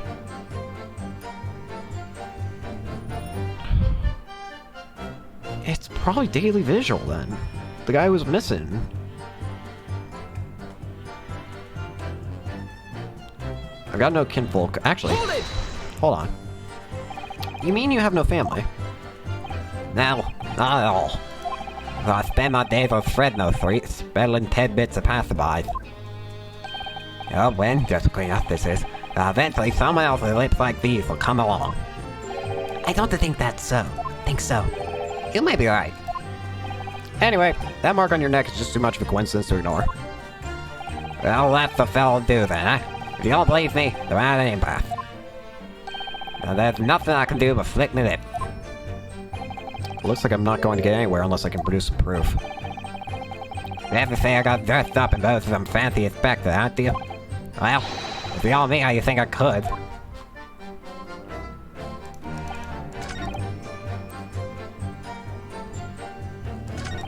I feel like I need to press these other guys before I can attempt that. So you say, but how can you be quite certain? There's no need to hurt your hands on this, monsieur. Certainly the reason is obvious, no? Because I have never before seen lips like this. Nevertheless, there's a clear red mark around Mr. Gossip's neck. And it looks very much like that left behind on the neck of your colleague by your prized collar. Oh dear, with your words, it is like you're trying to wring me neck. It does look very much like my neck, though, aye? No, it's a birthmark, lad. It's the biggest lip in London and a neck to die for. Aye, they broke the mold they made me. It was the first time in my life. I feel lucky to have been born with red hair. And I thought being Japanese made you stand out in London. It's the man saying that you'd never seen this man before. Wait, this I swear to it by the flames of my hair. So fierce pride has outgrown the frustration with your hair now. Has it?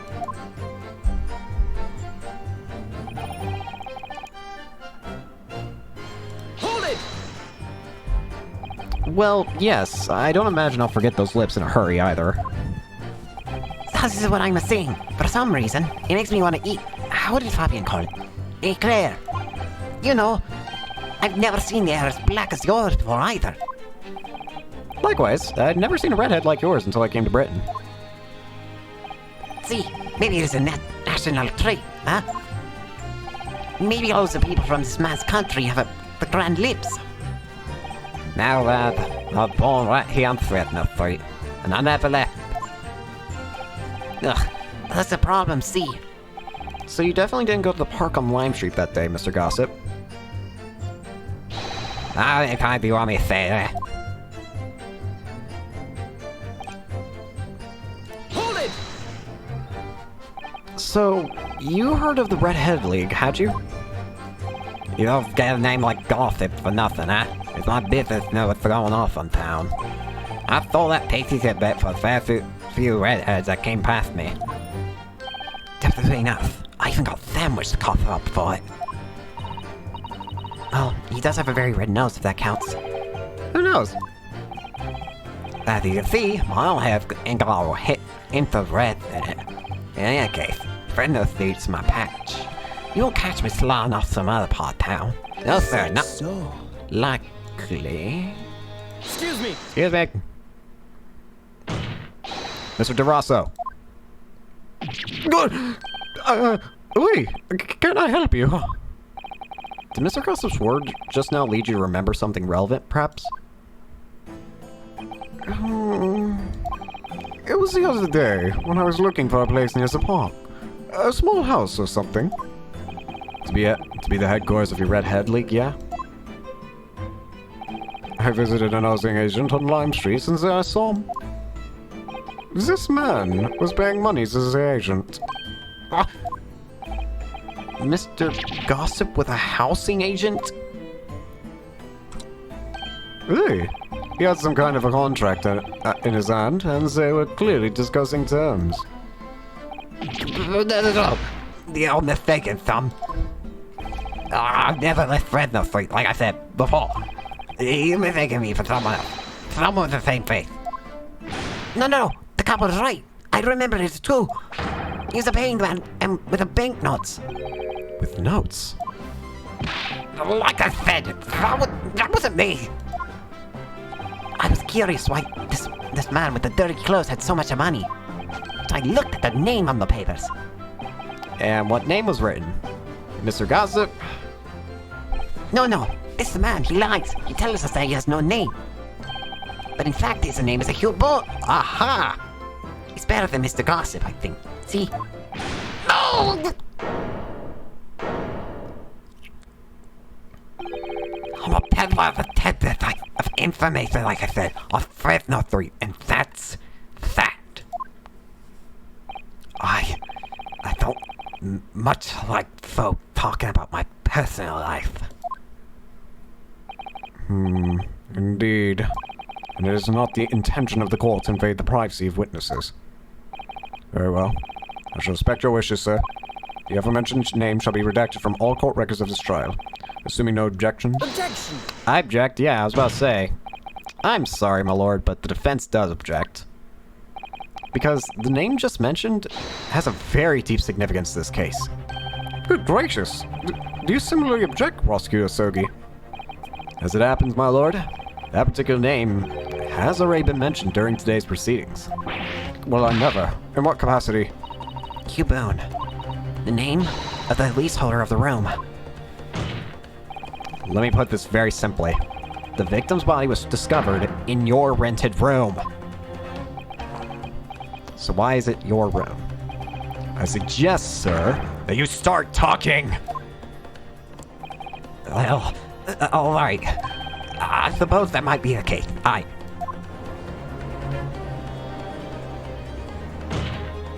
So your real name is Hugh Boone. Well, that's between us. I don't like to blow my own trumpet, but there's no fine peddler of tidbits in town. So I happen to be able to afford a grubby little room in a fallen down back street otherwise townhouse. Do you? And once every 6 months, I go and pay the rent on the exit on Line Street. I remember now. There were 2 vulgar redheads there and that last time. If either of us is a vulgar, it's not to me. Think again, Pepino. Why didn't you bring this up before? It's like I told you already. I don't like talking about my personal life. I'm a peddler as far as everyone's concerned. No fuss. You will update your testimony to include this most surprising revelation, Mr. Boone.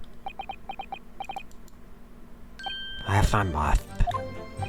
So the leaseholder Scotland Yard has been looking for since the body was discovered. Has been here under our noses all along.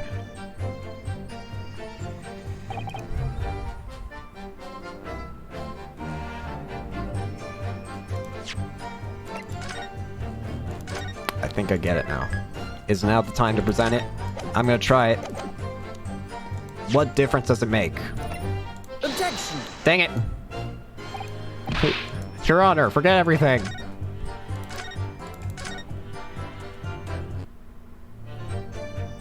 Hold it! Alright. So, you live in that room presumably, do you? No, I don't live there. What do you think? There's no bed there, is there? There's a desk.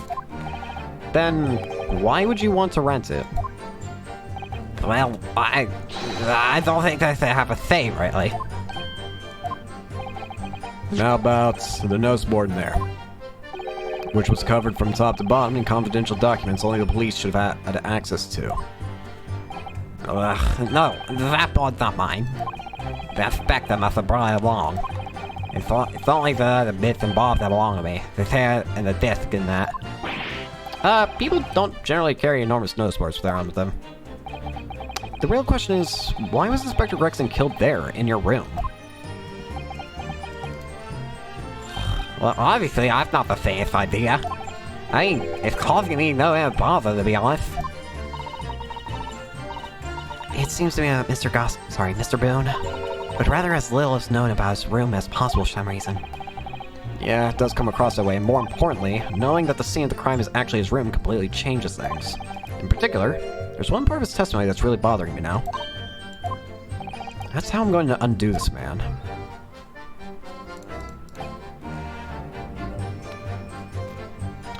Ah, here we are. I've no kinfolk, and yet, in your room, there's a picture of someone very prominently displayed. Objection!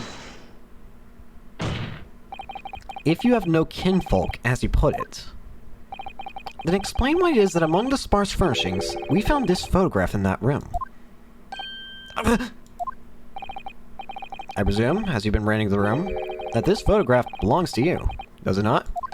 Well... Mr. Boone, drop the pretense and tell the court exactly who you really are. I don't know what you mean. I'm a peddler. I keep telling you so. You really don't need to bother with me. Please, just leave it alone. As the man says, leave it alone. Whatever the truth is about the man's life has no bearing on this case. Because it's simply not possible that he impersonate Inspector Gregson. Objection! How can you be so sure? Just look at the man. No amount of disguise could ever hide those unmissable features. Objection! But what if we were to look at this the other way around? What do you mean? Yes, Counsel, what do you mean? Well, there's no denying that Mr. Boone's lip is very prominent indeed. But consider the possibility that his prominent lip itself is part of an elaborate disguise. Then hiding that prominent feature, in other words, revealing his true face, would make it an utterly impenetrable disguise. Wouldn't you agree, Mr. Hugh Boone?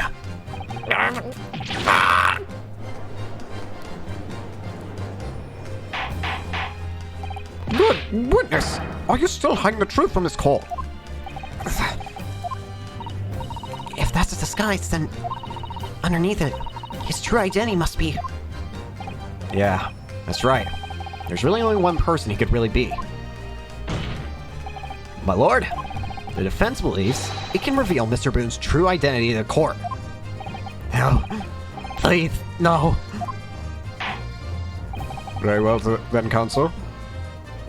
What is the true identity of the peddler who goes simply by the name of Gossip on the street?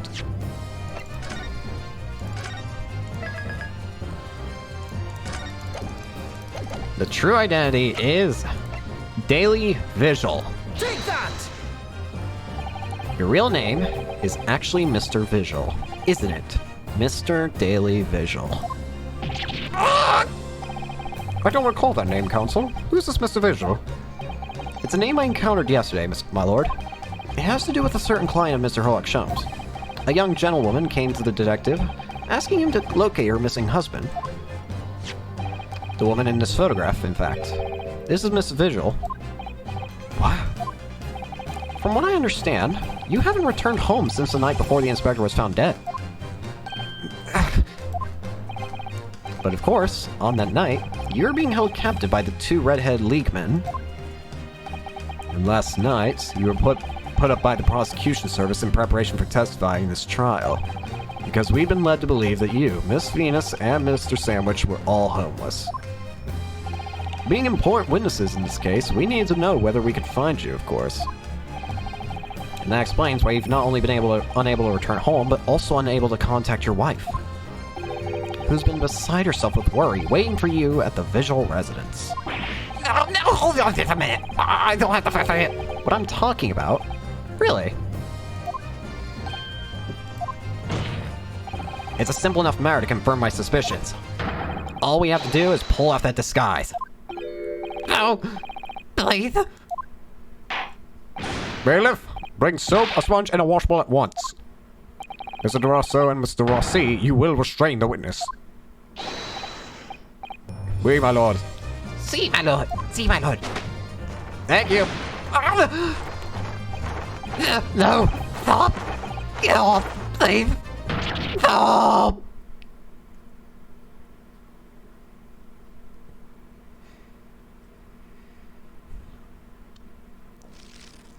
Hello there.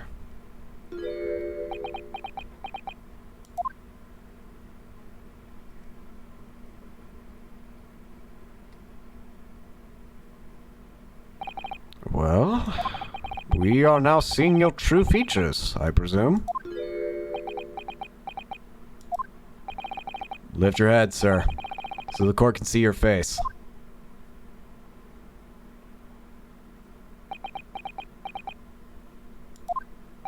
Hello?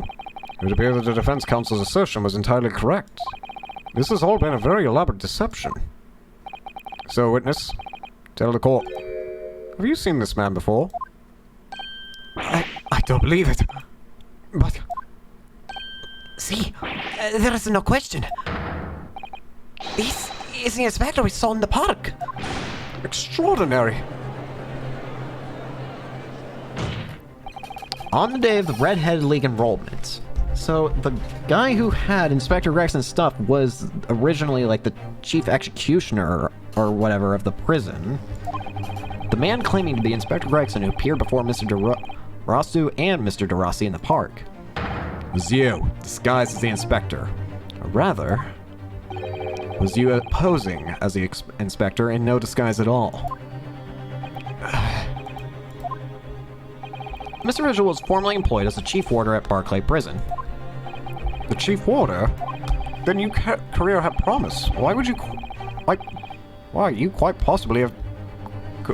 Why you would quite possibly have become a future governor of the prison. What on earth have you been doing, peddling tittle-tattle on the Fresno Street? Well, it's been 10 years since Mr. Vigil worked at the prison. 10 years.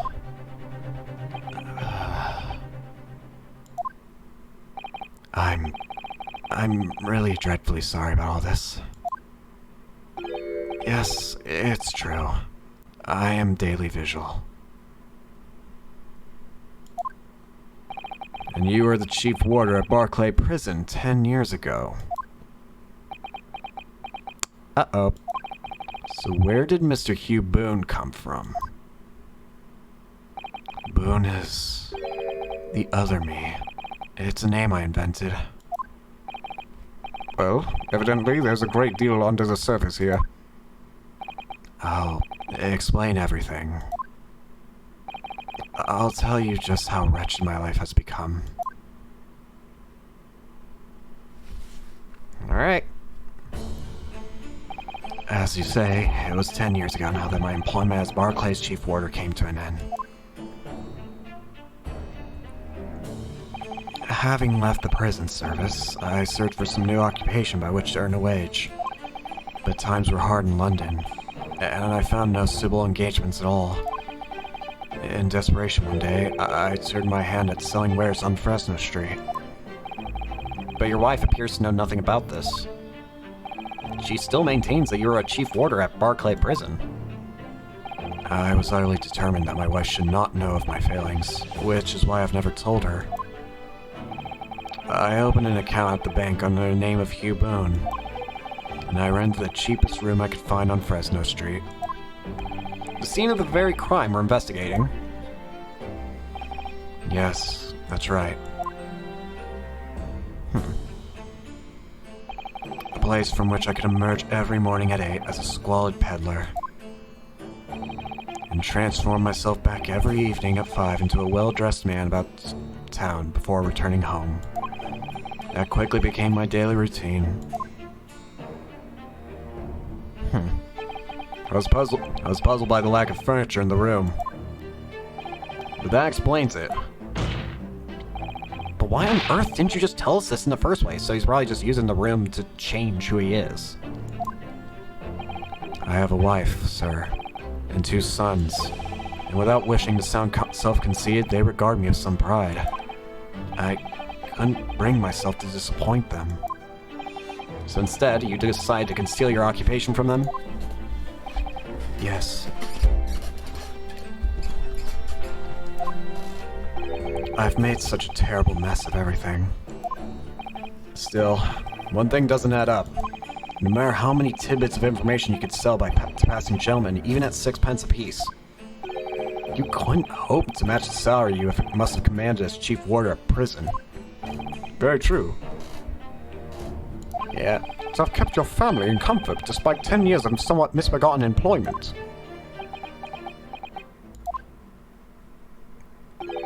That was all thanks to Inspector Gregson. What? Inspector Gregson? What on earth? It was some years ago, after I'd invented Boone, I'd begun my other life as a street seller. He, the inspector, that is, recognized me one day. Do you mean to say the victim was an acquaintance of yours? I knew him from my time working at the prison. There he is! When he saw what I'd become, he was deeply troubled for me and my family. And from that day forward, he visited me on Fresno Street with increasing regularity. Then one day, he asked me if I would carry out a secret assignment for him. A secret? What was it? I was to impersonate the inspector. What? Impersonate him? Impersonate him? We always met in that little room so the inspector could brief me.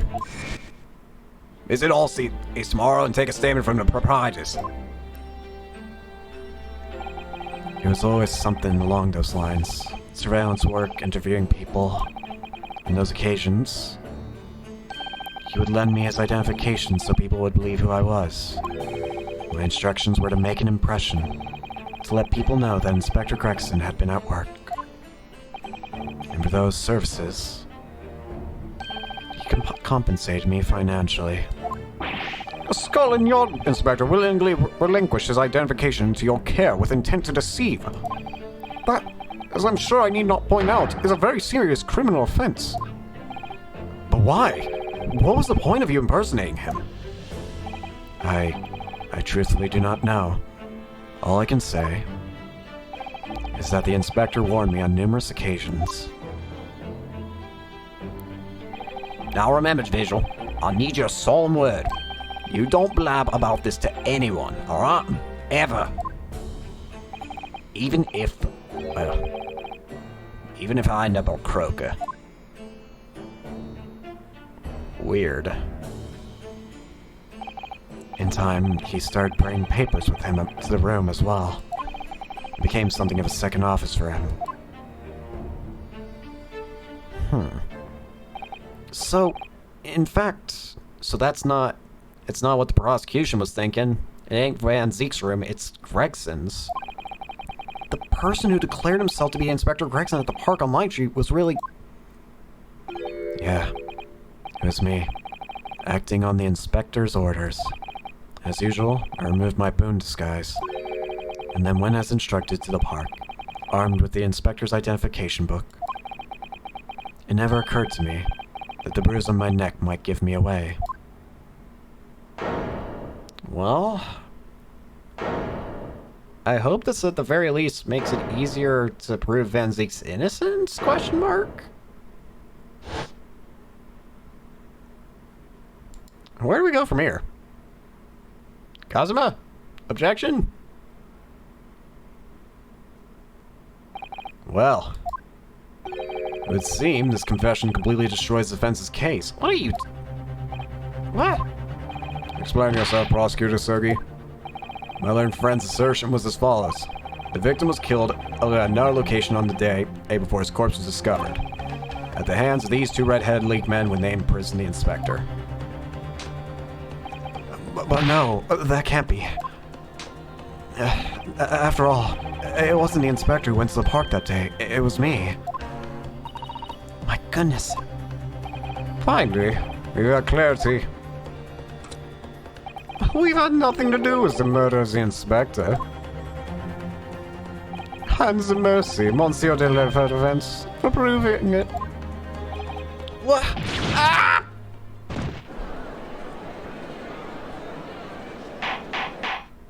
Order, order, order. Indeed, it would appear that we have reached a de facto conclusion of sorts. These witnesses had no involvement in the murder of the victim. As proven, somewhat ironically, by the defense. I hereby call an end to the cross-examination. Hold it! Wait, that was... Asogi? Why are you...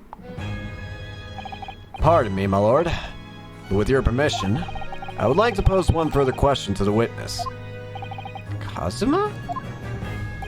What question, counsel? It concerns the events of 10 years ago. I believe you would have been present at the very significant execution that was carried out at the time. 10 years ago. The execution of the professor, Genshin Asogi. I want to know exactly what your involvement was.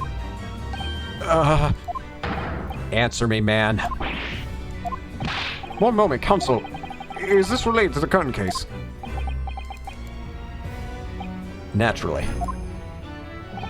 It is the prosecution's belief that this case and the events of 10 years ago are inextricably linked. Does the defense concur, Counsel? Kazuma, you're not yourself. You're not as calm and collected as usual. Poor Kazuma-sama. No wonder he's acting this way. Mr. Virgil's memories of what happened 10 years ago would tell the tale of Genshin Asoki's last moments. His own father. I know. I understand that, but even so. Prosecutor Asogi, do you genuinely believe that this question requires an answer in order to learn the truth behind Inspector Gregson's death? I need you to trust me. Please. Very well. The defense has no objection. I see. In that case, you will answer the question, witness.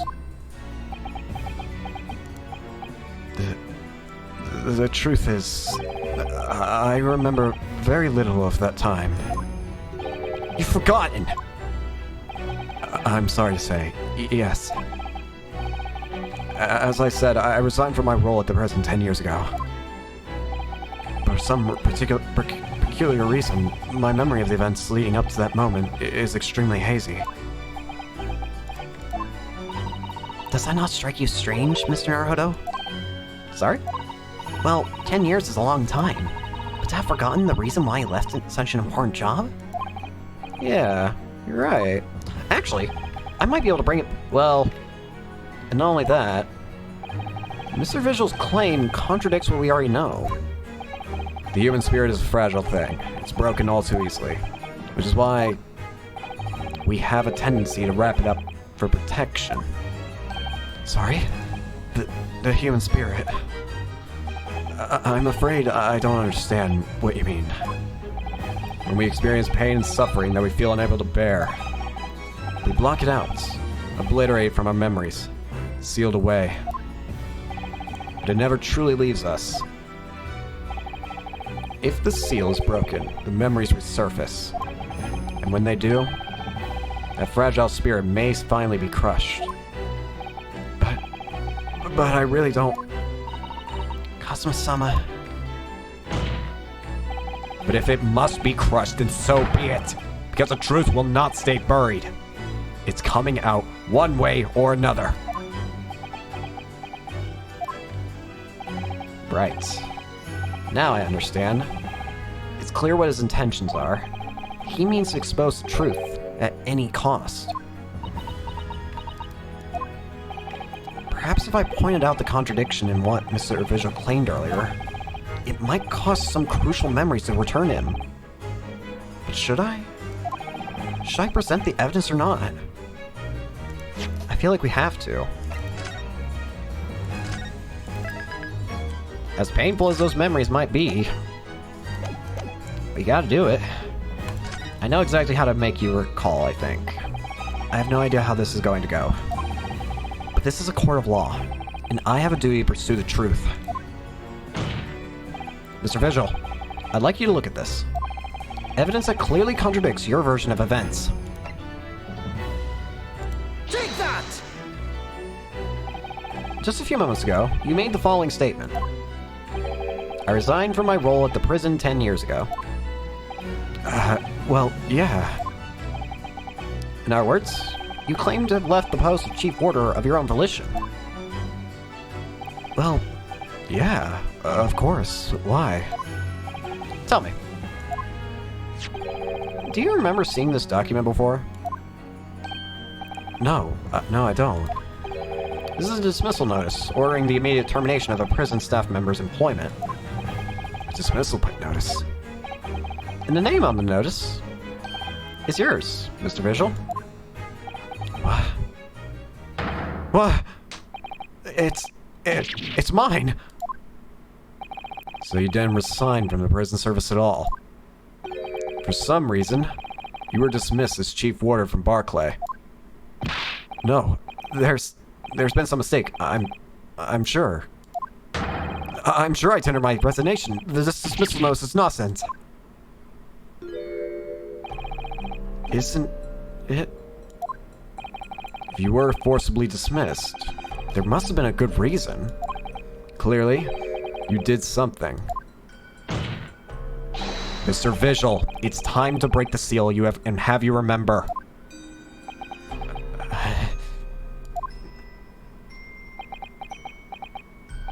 According to the few remaining records, the final execution that you supervised was on the 17th of June, 10 years ago. And on that day, something very serious took place at Barclay Prison. The 17th of June. Was that the professor's execution? Professor. As you were the chief warder at the time, it stands to reason that you would have been present throughout the proceedings. It does sound familiar. And yet, that execution never took place.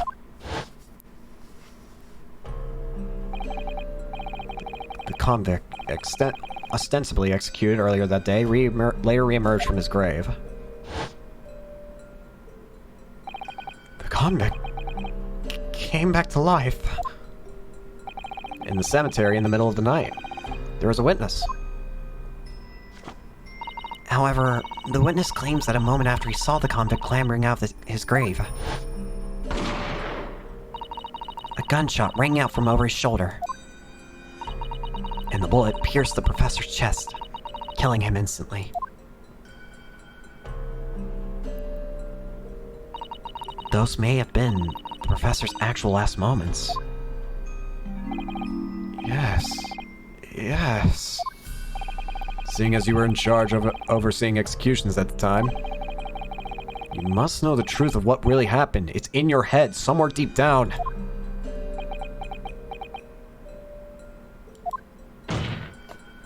Well, Chief Warder Daily Visual, I know there are memories in your head that can explain what happened on the 17th of June 10 years ago. And now it's time for you to drag them up.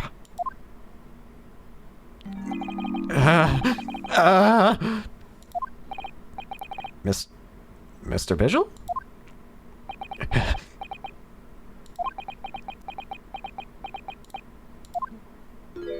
Yes, the whole prison.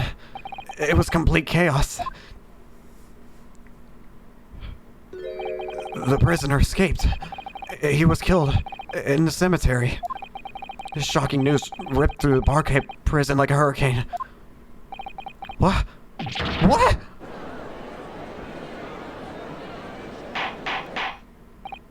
Order. Do you mean to say, Mr. Visual, that your memories of the time of return? My head.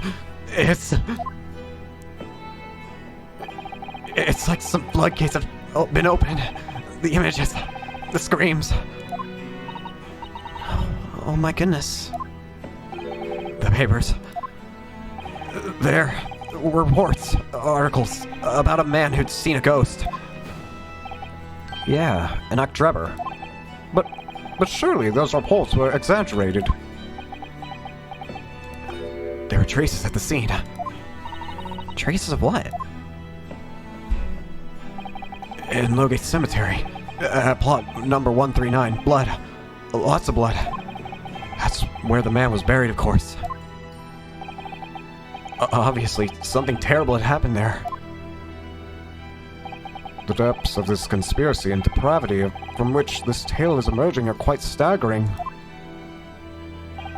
I reviewed the police records from the time extensively. A thorough investigation was conducted by Scotland Yard to ascertain how the convict managed to escape in the first place. The conclusion reached by the investigation team was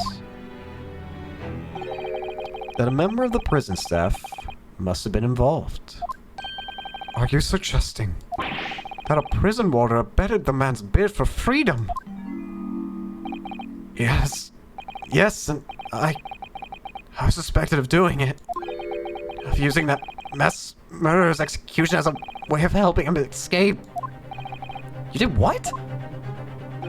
I remember now. The horror of it all is coming back to me. One evening, a few days after the execution, some detective came to the prison. I was called to the governor's office at the top of the watchtower.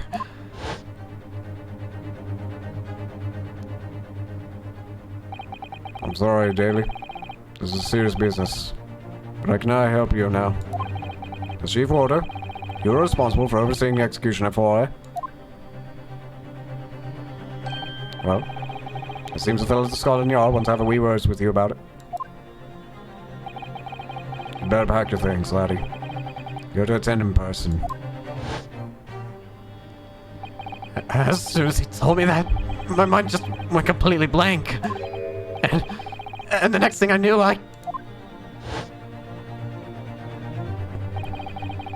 Professor, the most hated killer in our country's history. And I let him escape. I'm finished. My life. It's over.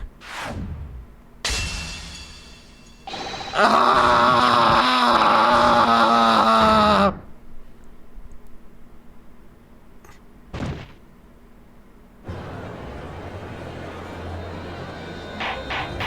Well then. Hold up, baby, fetch a doctor at once. Well, Call adjourned for today with immediate effect. well. So, with Mr. Vigil's collapse, proceedings came to an abrupt end for the day. Once again overshadowed by the legacy of that notorious killer, appearing like a cursed ghost ship on a foggy ocean. Lord Van Zeeks, Mr. Vigil, Kazuma, And a squeaky chair. and Gregson. All of them bound by invisible chains anchored to the same wreckage in the murky depths of the past.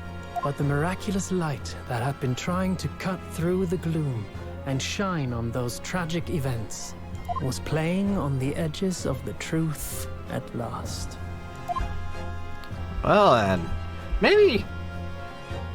Hold on, is this the second time so far in the series that I can account that I've seen so far that where we've had to bring back traumatic events? Last time I remember, I'm pretty sure was whatchamacallit, dang it, what can I... It was the final case of the second game.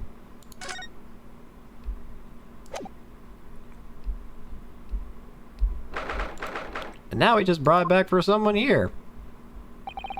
I still can't quite believe what just happened. I know. I inquired with the bailiff after the court session was adjourned. And it seems Mr. Vigil was taken to hospital to recover. Right. 10 years ago now, Mr. Vigil attempted to commit suicide by jumping out of the window of the prison governor's office. Yikes. But ever since then, he's completely blocked the memory of those events from his mind. Yeah, nobody knew his secret. Not his family, not even the man himself. But I forced it out into the open. Was it wrong of me to do that? Did I overstep the mark, I wonder? Bruno! Hey! Oh, Iris. You were miles away. Anyway, I brewed a fresh pot soothing tea for you. Oh, thanks. You and Susie had an exhausting day so far, haven't you? Oh. Yes. Thank you, Iris. How thoughtful of you. Do you happen to know where Mr. Sholmes is? When we came out of the courtroom back into the defense antechamber, he disappeared. Oh. No, I don't know. He just suddenly sprang to his feet and left. All he said was, I must leave. I wonder if he's pursuing the mystery of Inspector Gregson's death. Well, you know what Hurley's always saying, don't you? there are mysteries in this world that should perhaps never be solved. For the construction of a solution comes only at the expense of the destruction of something else. What does that mean? It means I need water.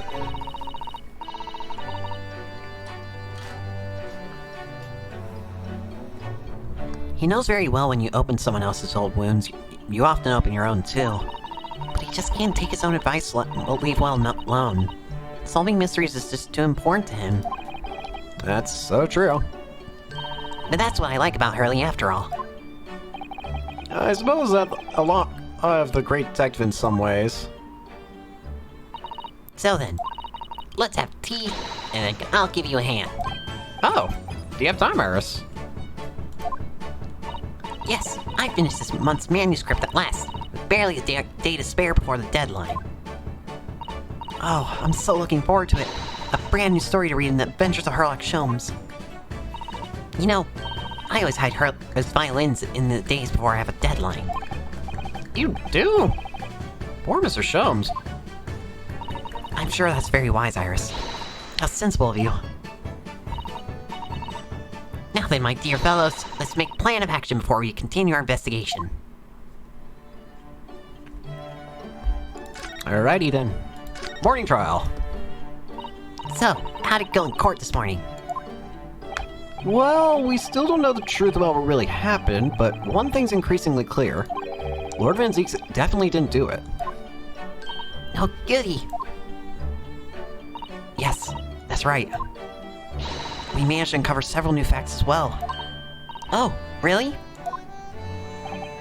And there was another development too. Kazuma. Yes, it's quite clear now. That Kazuma-sama is not himself. The way he's acting, it's almost as if he's possessed. I know. I mean, at the end of the proceedings earlier, he was like a bloodhound at the way he was chasing down Mr. Vigil's forgotten past. He's not normally so mercilessly persistent. What's going on in his head, I wonder? I really need to sit down with Kazuma and try to understand what he's going through. Reaper's innocence! If Gregson was really murdered the day before his body was discovered, then Lord Van Zieks has to be innocent, you see. What? The day before? Well, that should be easy enough to work out. Just by examining the corpse, surely. That's what I feel like we need to see the coroner now. Yes, you would expect so, but curiously, no time of death was included in the autopsy report. That is curious. There's still unanswered questions about Lord Van Zieks, though, aren't there? Ah, do you mean... I mean, what was he doing there on Fresno Street that day in the first place? Well, according to the man's testimony, he said he was investigating Inspector Gregson, didn't he? And it turns out that little room was actually the inspector's secret office. Ooh, that sounds like it has all the makings of a wonderfully devilish plot. But then, why was that nose board in there covered in all those particular papers? Papers about cases with a link to the Reaper. I'm starting to get a bad feeling about all this. Oh dear. It sounds more like something horribly devilish. I wonder... Yeah, start by looking into Inspector Gregson's movements of late. Okay, but first, Mr. Vigil's condition. Vigil, you say? Isn't that the name of the lady who came to visit Hurley yesterday? Oh yeah, we can probably tell his wife, can't we? That's right. Task Mr. Sholmes if he would help her find her missing husband. Only Mr. Sholmes completely passed the buck to us. Actually, didn't you say that Mr. Vigil had been taken to the hospital? Do you know which one? Ah, it's St. Sinners. I'm starting to wonder if all the other hospitals in London have closed down. Well, that's amazing, Bruno. You found the lady's husband already. Well, I suppose I have. By accident. And 10 years ago, while Mr. Vigil was the chief warder at the prison, he was responsible for overseeing the professor's incarceration. No! So when the convict escaped, he was held responsible and immediately dismissed. Sometimes I really don't want to grow up. There's more. Wait, there's more. For 10 years after that, while he was ostensibly working as a peddler, he also had another secret job. He was paid by Gregson to be a stand-in to impersonate the inspector. To impersonate Grexy? But why? I have absolutely no idea. Ginny was right. I'm starting to think all adults are up to no good now. Including you, Renault. What am I at fault here for? I haven't paid anyone to impersonate me. That means he also ties the professor into Inspector Gregson now. So I do think we ought to pay the visit to Mr. Vigil, don't you? Back to St. Sinner's then. I never imagined I might be investigating an inspector's movements. Well, according to the entry in his diary, he was carrying out an incognito investigation of the Red-Headed League the day before his death. Oh, you mean he was doing the same as Harley? Well, Mr. Shums was trying to apply, whereas the inspector was supposed to be investigating. I do wish it had been the other way around. Anyway, as it turns out, the inspector who went to investigate the Red-Headed League that day wasn't actually Gregson at all. It was Mr. Vigil, in possession of Gregson's identification. You know what that sounds like to me? Establishing an alibi. You're right. That would mean it would give Gregson an alibi to be said he was in a bunch of places at a bunch. What was Inspector Gregson doing? Oh my! Yes, you're absolutely right, Iris. But why would Gregson need an alibi? It's here that the inspector had something to do that he wished to keep secret. I don't believe it. I always thought you just a harmless lover of fish and chips. Perhaps they were seasoned with something a little more potent than salt and vinegar. I think perhaps we should try to move away from food analogies. Well, anyway, if Lord Van Zeeks felt the need to investigate Gregson... Yes, I agree. We must try to find out what he knows. Well, I think it's clear what we need to do, isn't it? Let's investigate, my dear fellows. Oh, Iris! You're even more enthusiastic than usual today. Anyone has anything to hide, my special Wilson gun shooting iron will soon set them straight. that water pistol? It's stuffed full of piping hot extra special blend of mine. Spare me?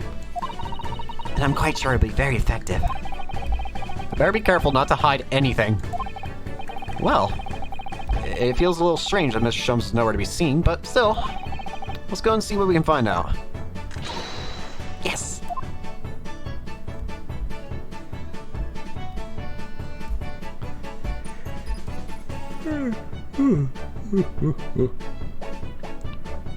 Where am I? Oop. I completely forgot what I was doing for some reason. I want to see prison first. Van Zeeks. Now you've got a book. First it was a torn note, then it was a report, now it's a book. Hello. Lord Van Zeeks is reading, look. He doesn't seem like he wants visitors, does he? But he must have noticed that we're here, surely. Would you leave me alone? Please? What do you Nipponese want? That's no way to greet the lawyers trying his hardest to prove your innocence, is it?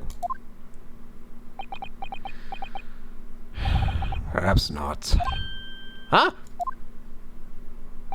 I apologize. So, what can I do for you, Mr. Naruto? I'm not used to you saying Mr. Naruto. Lord Van Zeeks, speaking earnestly. Oh, the fog will lift over London for the first time in months tomorrow. This does feel very, very strange. Alright. I must say, I was impressed. Oh, well, thank you. Now by you. By your fellow Nipponese, your prosecutor friend. Oh, I see. Yeah. It's sardonic, don't you think? For a man such as me, so loathing of the Nipponese, to be entirely at the mercy of the two of you. I suppose it's retribution for having played the part of the Reaper all these years. Played the part? What do you mean? What's the Reaper's identity? You once told me that you gladly allowed people to believe you're the Reaper, because it helped reduce the amount of serious crime that took place in London. If keeping quiet and playing the part benefits the cause, a cause I myself am committed to pursuing, then why would I choose to say anything? But the henchman of a criminal killed by the Reaper attacked you only the other day. And that was just the most recent of many attempts on your life, wasn't it? Someone is clearly profiting from your silence about all this. Someone is using you! Believe me, ever since the Reaper first appeared, I've been doing my utmost to expose him. Rather, expose the organization. Organization? It's a whole organization. It's inconceivable that all those accidents were orchestrated by one man.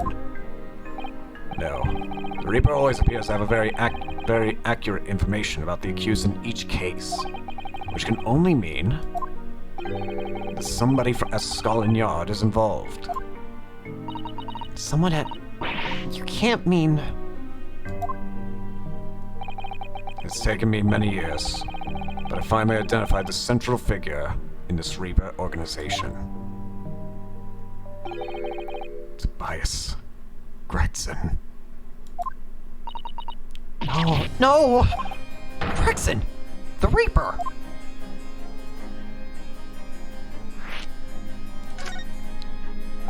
So, the reason you were investigating Inspector Gregson is because you intended to expose him as the Reaper.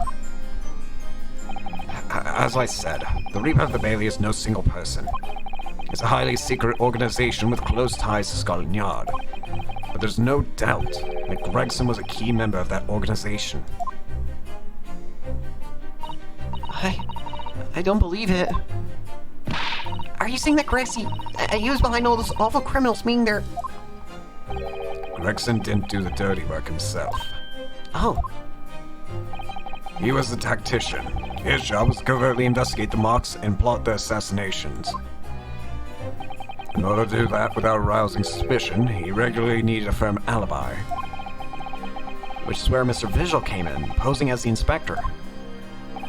Visual knows nothing of the Reaper, but the room he rents on Fresno Street was almost certainly the headquarters of the operation. Gregson would have met the assassin there for briefings. So we don't actually know who carried out the killings then? Actually, I do have a name.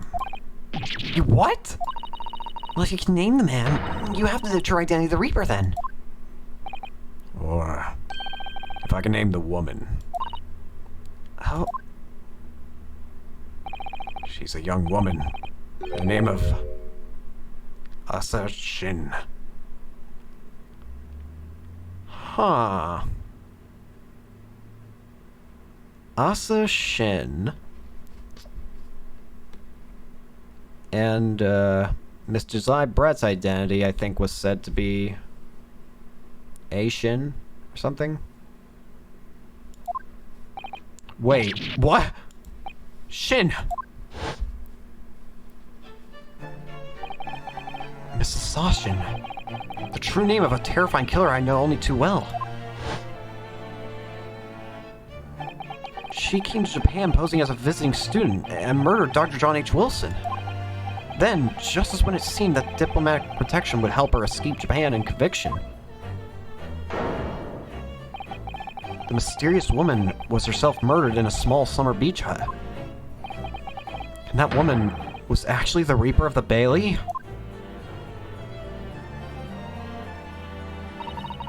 Miss Naruto, this perhaps isn't the place to discuss. No, of course not. We can't mention it here.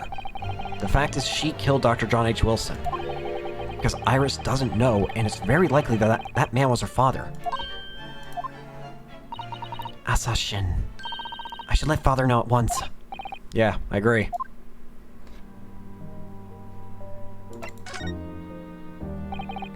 Kazuma, isn't it?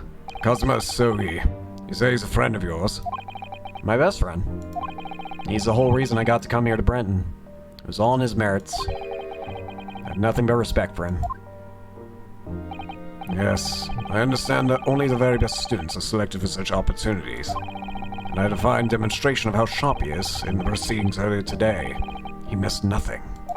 In fact, his flawless performance very much remind me of his father, Genshin Asogi, the professor. It's true that the aristocracy at the time was the root of numerous grave societal problems. They were abusing their power, playing with the common man as pawns in politics, in economics, in war. In many ways, Asogi was carving out a canker for society that we British couldn't deal with ourselves. I see. But that's precisely why it makes no sense. Clint Van Zieks was a noble and upstanding man. He wasn't corrupt. Why did that damn Nibonese have to go and take my brother's life?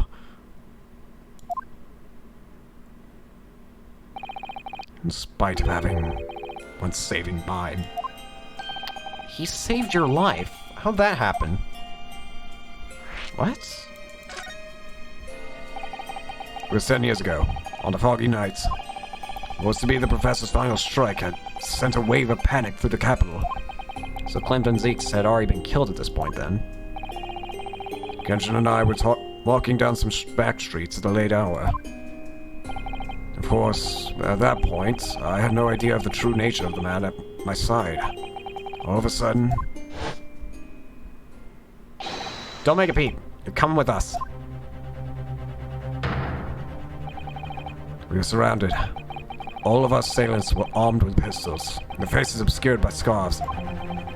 Clint was not only from noble heritage, he was a brilliant prosecutor as well. The scum of London hated the sight of him, and they had no sympathy for his younger brother either. I've been targeted several times before already. Yes, Van Zieks. Alright, we've got him. I could hear them murmuring amongst themselves. I knew they were after me. But just when I thought my time had come... If I let them kill you, Clint would never forgive me. It was Asogi's voice, just a whisper in my ear.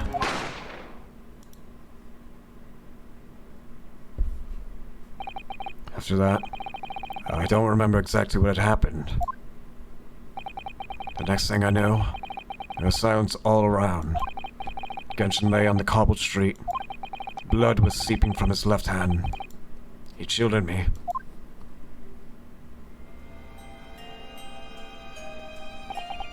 Two days later, they arrested him.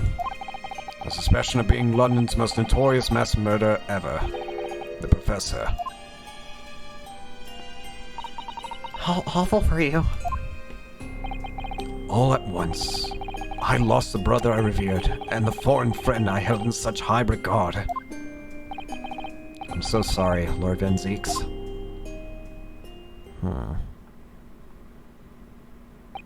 That's the end of my miserable tale. I never thought I'd recount it to anyone. Well, thank you for confiding in me. The Professor, the Reaper, and Inspector Gregson. I wonder just how intimately related they all are. I still can't quite believe that Gregson was essentially the Reaper, giving assassination orders to Josiah Brett. Miss Naruto, let's go and inform my father. I'm sure that our government will want to hear about this new information. Oh, that means I get to meet your daddy, Susie. Great. Alright, yeah. Let's head back to the Great Waterloo Hotel then. Bye, Van Zieks. Have fun with your book.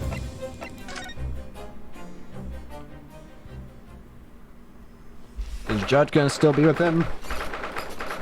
Judge Jigoku? Or say Shiro Jigoku? I thought it was yesterday, and I think it again today. This place is so princely.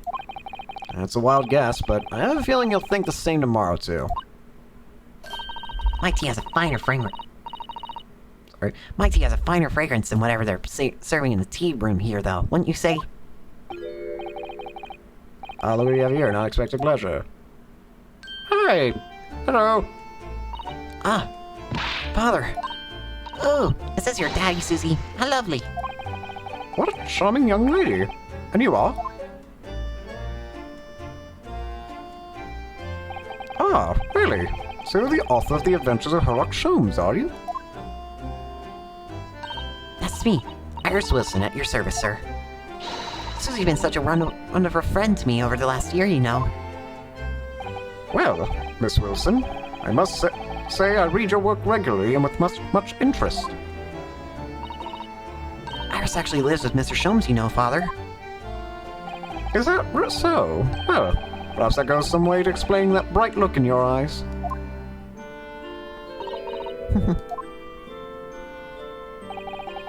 You wouldn't be smiling so airily if you knew just how bright she is. Believe me. She's terrifying. Oh, me. Now then, Miss Young Naruhodo, it was a pleasure seeing you in action earlier. As an invitee of the symposium, I was allowed to observe from the gallery, after I twisted some arms. And I must say, it was a truly exemplary performance. Oh, well, thank you very much. Although I'm fairly sure you omitted by Cosma on the end there. No, please, don't misunderstand. It was you who was impressing me. Really? You didn't miss a step against Asogi, and we all know how capable he is. Really, to have matured into such a fine defense lawyer in less than a year is quite extraordinary. It's very kind of you to say so. And really nice to hear. I'm not used to affection. Only that's the truth. What I saw in court today confirmed what I'd been hoping for. The favor I mentioned yesterday, Naruhodo, I trust you haven't forgotten? Oh, no, you did mention something, didn't you? But first, we have something to report, Father. Of course. Shall we take tea while we discuss matters further? Huh. I wonder where Judge Goku's gone. Where's Judge? Tell me, Judge. I haven't seen Judge Goku for a while, have you? Guilty. But that guilty is still ringing in my ears. No, now you mention it, I haven't seen him since this morning either. I suppose since the symposium's opening and was postponed, he'll have gone to explore the great exhibition. That reminds me of something you mentioned yesterday. About Judge Goku having once been in the dock himself? Yeah, didn't you say he, got in trouble or something? Yes, it was all tied up in that cursed trial. The closed trial of Cosmo's father. Seishiro was trying to mitigate Genshin's guilt, so he took the stand to testify. But he, got a little carried away and, actually managed to break the witness stand. You know what? Fair enough. Oh my! He also said some contemptuous words about the British Empire, for which he was charged. Oh dear. Though it's worryingly easy to imagine him doing that. Well, it was all right in the end. He was acquitted and we returned home to Japan together. Smash. Ah yes, talking of Seishiro, I have a copy of this photograph we all took together here yesterday. Please. Oh, what a lovely picture. It certainly seems to show we've arrived in Britain. Nice. How's this gonna be relevant? None of us had any idea what was coming when we took that, did we? No, that's so true. What about the favor? So, you mentioned a favor that you'd like to ask me. Well, this fateful trial that you're fighting, one way or another, it'll be over before long. And when it is, I'd like you to accompany back to Japan. You want me to do what? What? Father, what is the meaning of this? Now, Susato, you should understand, you've seen how our courts work firsthand. Japan's judicial system is in its infancy, especially when it comes to defense. Oh, You mean you want me to be a teacher? Supreme Court Judicature is in desperate need of a good defense lawyer. As soon as possible. Really quite urgently, in fact. I've not even been in London a year yet. I've read all of Susaru's reports. I'm well aware of your extraordinary talents. And having seen you in action with my own eyes earlier today, there's no question. You, Naruhodo, are precisely the man our country needs. Wow. So, you be leaving then, Runo? But then, what am I supposed to do, Father? You came here to serve as a Sogi's judicial assistant. Oh yeah, she's supposed to be Cosmo's assistant. Our government is still in the process of deciding how best to deal with his situation, though. You've always chosen your own path, Susato, and I trust your judgment. In this matter, also. Father! Please, the pair of you, don't look so downcast. It's merely a suggestion, you understand. I hope, if I'm honest, but I won't force you. All I ask is that you consider it, and come to a decision by the time this trial concludes. Yeah. Alright. You won't leave, will you, Runo? The thought hadn't even crossed my mind. Up until now, I've just been trying to do what I believed to be Cosmo's will. But it turns out that he's still alive, so... where does that leave me?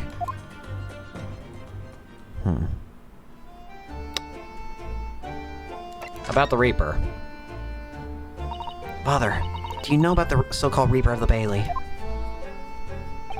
I've heard rumors. Some members of the judiciary explained it all to me yesterday. Of course, when I was a visiting student here in London, the Reaper was yet to emerge. Right! He didn't appear until after that case when the visiting student had already returned home. Lord Van Zieks, who was in the dock today, is not the court record. That was Beric, the young brother of Clint Van Zieks, I believe. That's right, and he's known throughout London as the Reaper, as you've heard. But the truth is, it wasn't him behind all those mysterious deaths. It was somebody else. I see. So what you're saying is, there's been a professional killer at work here. Exactly. Someone by the name of Asa Shin, in fact. I beg your pardon. Did you say Asa Shin? You mean that Josiah Brett woman who was responsible for killing my great friend? Oh no, a friend of yours was killed? Professor Mikotoba, I think perhaps we shouldn't discuss this right now. Because the friend of the professor is talking about is Dr. John H. Wilson. And that's not something we want Iris to find out about. Not like this, anyway. Never mind, let's talk about it. I just remembered something. Biscuits. This hotel has the most delicious looking biscuits. That was rather out of the blue. She's doing this deliberately. I think I'll go and see if I can purchase some. I wonder, would you like to come too, Iris? Oh yes. You just try to leave me behind. Alright. So that young girl is called Iris Wilson, is she? Yeah, that's right. And she's the author of all those adventure stories starring the great Detective Sholmes. But the name of the credited author isn't Iris, is it? It's Dr. John H. Wilson. Yeah, I know. That's the name of her father, you see. Her father? Dr. John H. Wilson.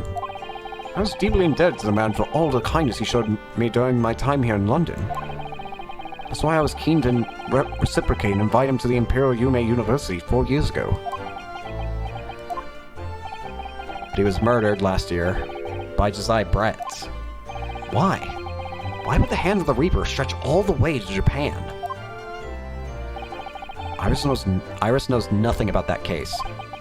But it seems very likely that the victim, Dr. Wilson, was her father. Well, I can't say that we ever spoke about his family, so I don't know if he had a daughter or not. But I think I can say with some certainty that he was never the great detective's partner. So, it could have been another Dr. Wilson, you think? Well, John and Wilson are both common names, after all. Still, it's probably best not to mention this to the young lady until we can be sure. That's what we thought, yeah. We're back with cinnamon biscuits. Oh, I want cinnamon. Ooh, they smell delicious, Iris. I think cinnamon will go well with the tea they serve here. Don't you, Susie? Yes, I'm sure you're right, Iris. No, I want sweets. Well, if you'll excuse me now. I need a telegram, government ministers about and the Japanese police with this information about assassin. Yeah, of course, Father. Thank you. I look forward to the next month's installment, Miss Wilson.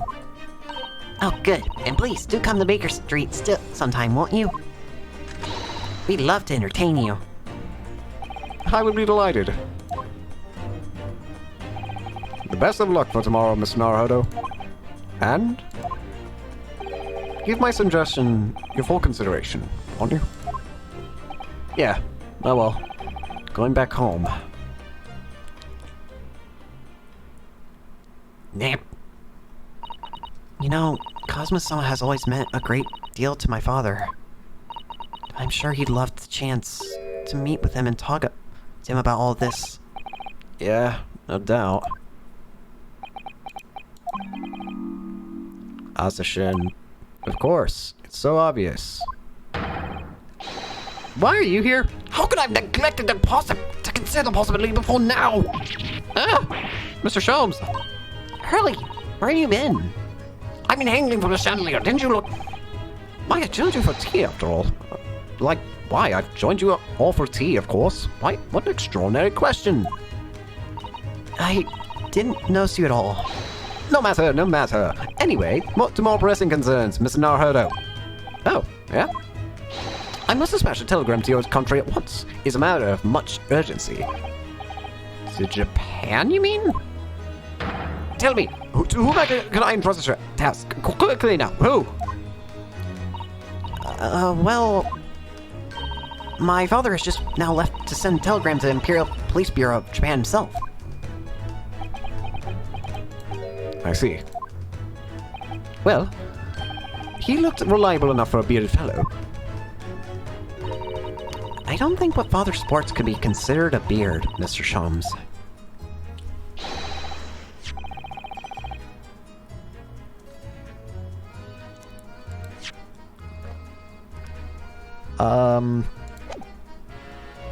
I want to look at something real quick. That he does not have a beard. That's not a moment to lose. Kindly ask your trusty unshaven father to see this sent. I will, but what is it? No questions at this time, if you please, Mrs. Sato. All we can do is pray that for once, my deduction is awry. Doesn't that imply that your deductions are normally incorrect, Mr. Sholmes, which isn't exact— Now then! You may be surprised to learn that I'm a very busy man. I certainly have no time to hide behind sets and eavesdrop on other people's conversations. So that's what joining us for tea meant. I leave the sending of this in your hands then, my dear fellows. Bye. Wait a minute, Sholmes! He just sort of ran off, didn't he? Quite a pace. And left the unpaid bill for his tea, too.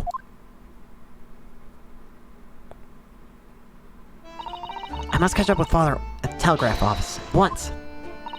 And I'll run and call us a cab. Straight away. Bye. And there was me thinking everyone would be clamoring to pay Mr. Sholmes' bill. Well, I'm on my own now. Mr. Visual.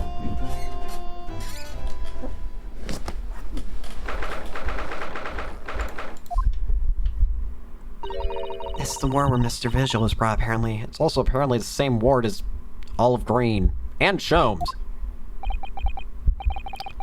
To be frank, I'm a little worried about seeing him again. Can I be honest here? Is it really such a good idea to give a to put a patient who's had a history of a bad thing with Windows in a room with a window. Ah, the lawyer. Hello again. Are you feeling better now, Mr. Visual? Yes, thank you. Somewhat better. I'm so sorry to have caused you to... I mean, it was because of me. If I hadn't exposed your secret and forced you to remember things you obviously tried to forget. The prosecutor was here until a few months ago, too. You just missed him. Oh, Masogi. Cosmo beat us to it. He said much the same as you. He's very apologetic. But the truth is, I brought all this upon myself. Please, don't think like that. Keeping it from Evie, my wife, all these years, I've carried such a sense of guilt. But that's not the worst of it. Over time, I obviously came to deceive myself as well. You mean about your dismissal? Looking back now, I'm beginning to think that perhaps Inspector Gregson didn't stumble across me by accident at all. I mean, he compensated me so generously for acting as a stand-in. He was clearly concerned for my well-being and doing what he could to help. So perhaps Gregson knew exactly what had become of Mr. Visual all along, then. I'm sure this is just desserts for 10 years of lies and deceptions, but... It wasn't me that helped the professor escape 10 years ago. It wasn't me. I swear it. I swear it's true. Oh, Mr. Visual. I'm sure you'd rather not dredge up even more from your past at this time, but if possible, could you tell us exactly what happened? I want to. I need to get all of this off my chest. I just want someone to tell me what I should have done. Alright.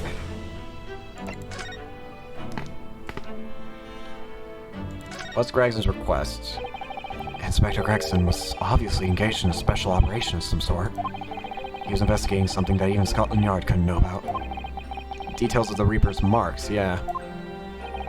It was when he had to carry out those investigations that I would take his identification and impersonate him.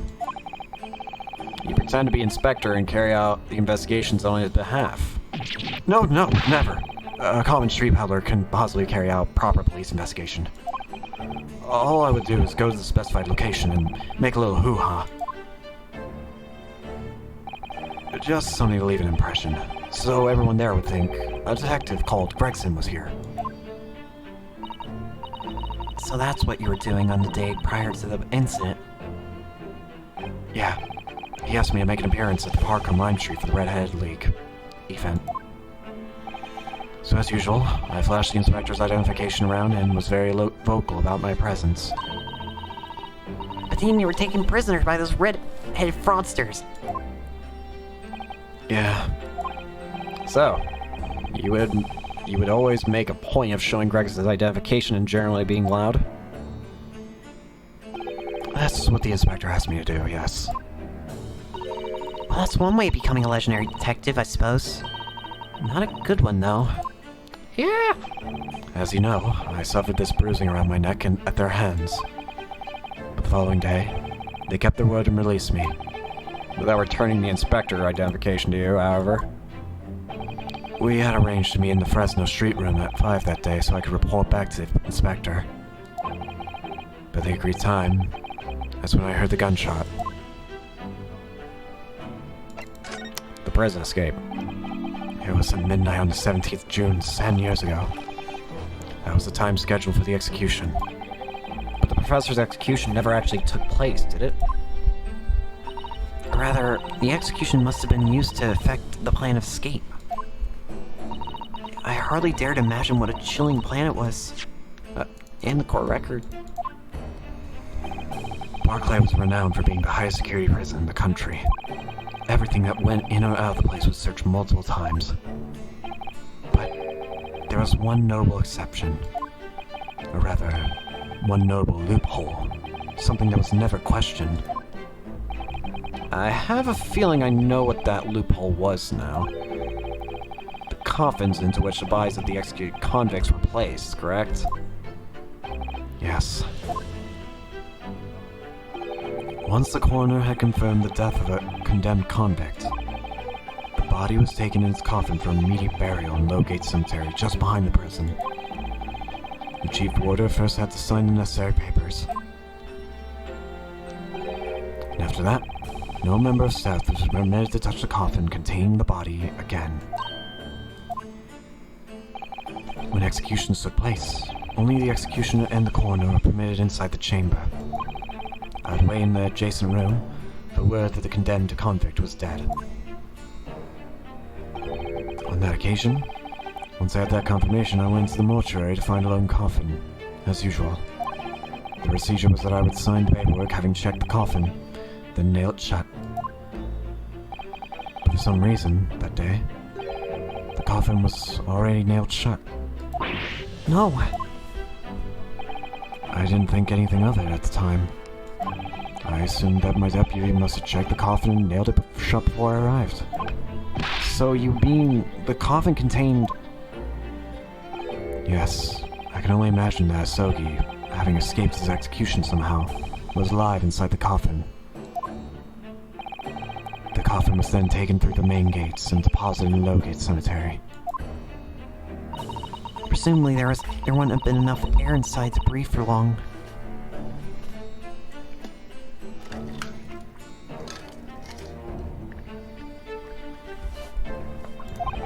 So in the early hours following the burial, somebody dug up the coffin again to set Genshin free. But in the end, he was fatally shot in the graveyard anyway. What on earth really happened in Lowgate Cemetery that night, I wonder? I'm afraid I really don't know. All I can say with certainty are two things. Asogi couldn't possibly escape that way without help from somebody working in the prison. And that somebody was not me. The convict Asogi. Obviously, you knew the man then? The professor, I mean. Genshin Asogi. Yeah, I remember him well, in fact. Would you mind telling us what you know? Well, having been condemned to death as he was, any contact I had with the man was short, obviously. As that trial, which was carried out behind closed doors, attended only by elite members of the judiciary. They called for his execution to be carried out at the earliest possible opportunity. The outcome of the trial was set from the beginning, wasn't it? It was a time of delicate diplomacy when Britain and Japan were in the process of signing an important treaty.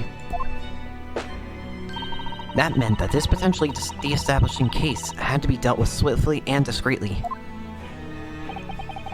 The man had less than a week in total. And as I was the chief warder, I oversaw a short stay in the cells until his final hour. I remember being struck deeply by his noble character and incredible resilience. What do you mean exactly? He was a killer of many men, but he always was quiet and polite. He was a gentleman and a man of intellect.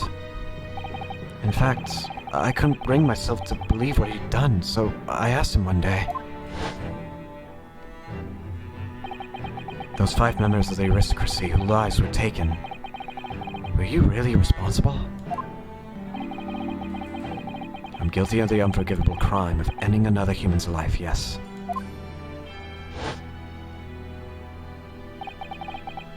The following day, the closed trial took place, and the verdict was no surprise.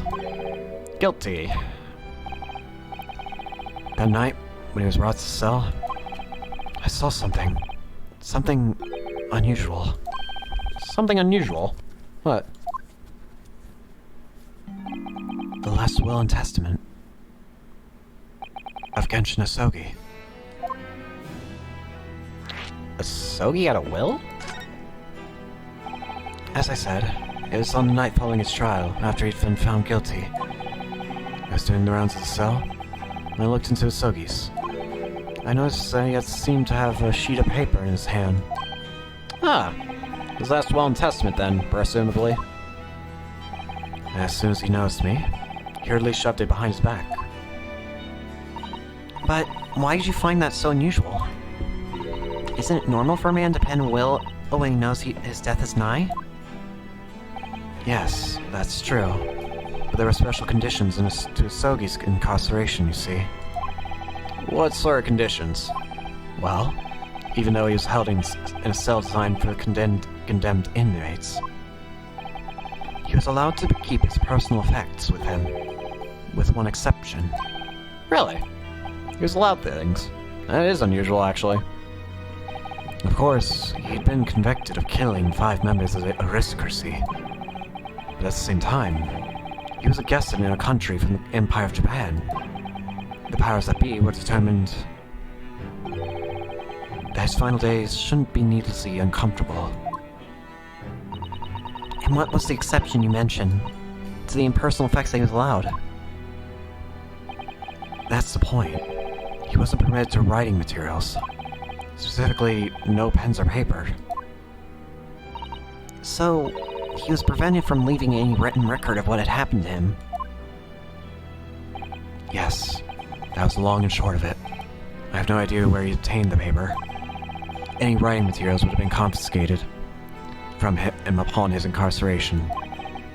As I said, he hid his paper behind his back and then he pleaded with me. What did you just hide behind your back?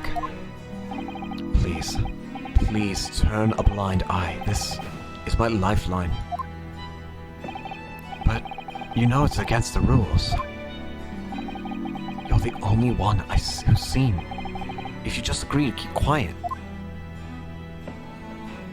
Alright then. But what's on that paper? A last will and testament. This will is the only weapon I have left now.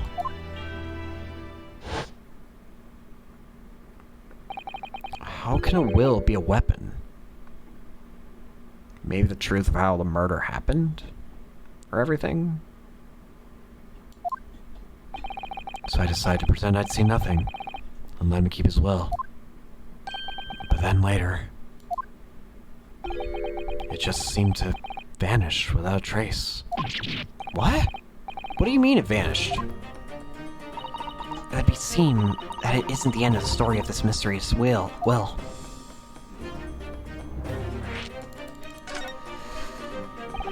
I was the only person who saw Sogi's will, but somehow it disappeared? It was after Sogi's execution. Which was actually an elaborate jailbreak. The warders gathered up Sogi's possessions that were in his cell. They were all to be sent back to his family home in Japan, you see. Poor Cosmo-sama. And you're saying that it wasn't anywhere to be found among his personal effects? The will, I mean. That's right. Though I didn't search through them myself. But Governor Kaiden was livid. He was screaming. It couldn't have disappeared completely. That doesn't quite make sense, though, does it? In what way? Well, we'd understood that only Mr. Visual was aware of the will's existence. In which case, how did the prisoner governor know to look for it? Oh yeah, you're right. I really don't know how he knew, but it certainly seems as though he knew of the will's existence from the outset. Only he didn't refer to his will. What he said was the Asogi papers. The Asogi papers? The Asogi papers. I really can't tell you anything of the subsequent events. Because, well, of what happened. Your dismissal, and the way you locked it all from your memory. I've forgotten all of this until today. I don't suppose it's relevant to the case, though. Well, anyway, thank you very much for sharing it with us, Mr. Visual. We're very grateful.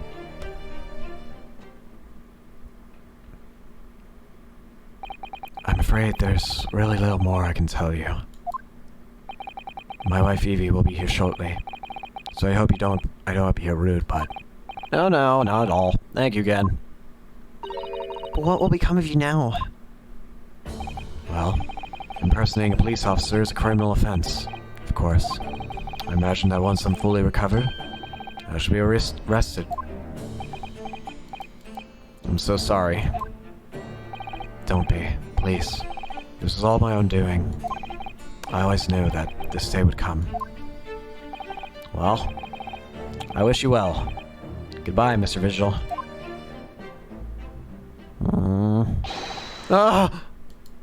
Before you go, there's just one thing. Oh, yeah. What is it? The Asogi papers. What about him? I'd be very grateful if you'd make no mention of them. Of the things I told you about them. Presumably for some good reason. It's my understanding that their very existence is a closely guarded secret. If it became known that I'd remembered, well, it could be rather troublesome, I think. I understand. Some sort of will that Genshin Asogi penned just before his death, which the man himself claimed was his last weapon. I wonder, perhaps that's something to do with his plan to escape. If there's anyone who might know about the document that Cosmos Fire left behind... Hey, Mr. Vigil's governor. Now we know precisely where we must go, to Barclay Prison. aren't we just... Didn't we just promise not to say it to anyone? Well, I guess we're breaking promise, alright. Hey, Kaiden.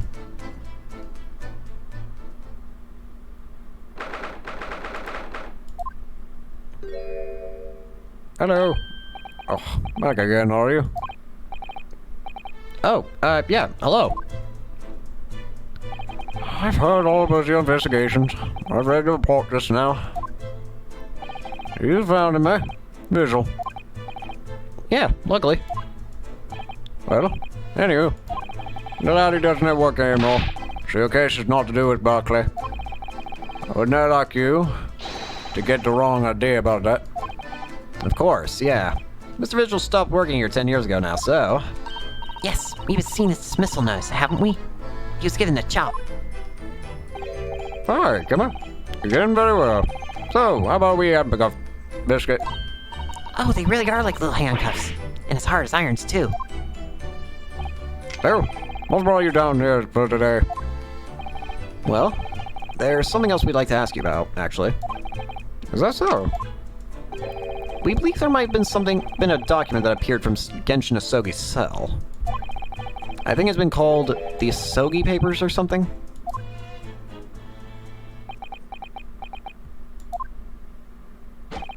Did I no say?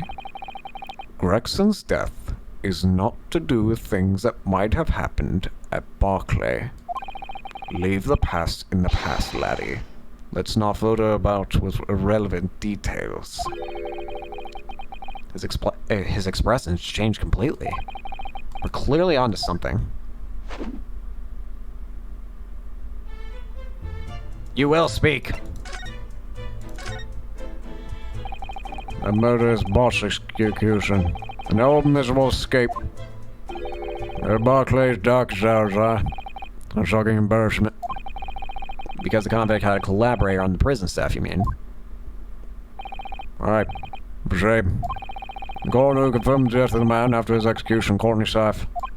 And my chief ward at the time, Vigil, who was in charge of the whole affair. Mr. Vigil says he didn't know anything about it. That rascal was a sailor, was he? More handcuffs? Oh, how could I say no? You can never have too much iron in your diet. When Mr. Vigil was handed his dismissal notice as a result of what happened, he was so despairing, he jumped out of your office window, didn't he? I do not like to say, but that's just Vigil trying to get out of it. Do you not think he would have jumped from the shock of his crime being exposed, eh? I do. You wouldn't say otherwise, would you? Of course, I cannot shun all responsibility myself. I should not let him deceive me. Actually, there's barely anybody who knows about what's knows what went on at the time now. Gregson being murdered and Dr. Site being forbidden from having any visitors. No visitors. Someone obviously doesn't want her giving anything away. Well, we're not going home empty-handed. And I have a dream of sending you back without... But not. Come on. Here, take a gun cuff or two. Oh, well, it would be rude to say no. Wouldn't want to become anemic. I suppose, if there's anybody who might still know about what happened back then, it'd be the last from the forensic division, Mariah Gorey. Mariah? Gory? Aye, besides daughter. Didn't I have no more? Just one. Why? Okay, Stevens Simon. I would have expected her daughter's name to be, last name to have Stevens or Scythe in it, but not Gory. But we barons followed in a man's footsteps. You ever see what a scalper had? Ah! Mama, what is this? Where'd she spring from? And did she call the Dr. Mama? Dr. Scythe's daughter, Mariah Gorey. I could do with talking to her. By the way, how'd you come to know about that, Daddy? There's no many folk even in here in the prison who've heard of those papers. Well, I can't tell. Mr. Visual told me. I'm afraid our sources must remain confidential, sir. We've been led to believe the papers are actually a last will and testament. Is that right? The professors, or rather, Genshin Asogi's.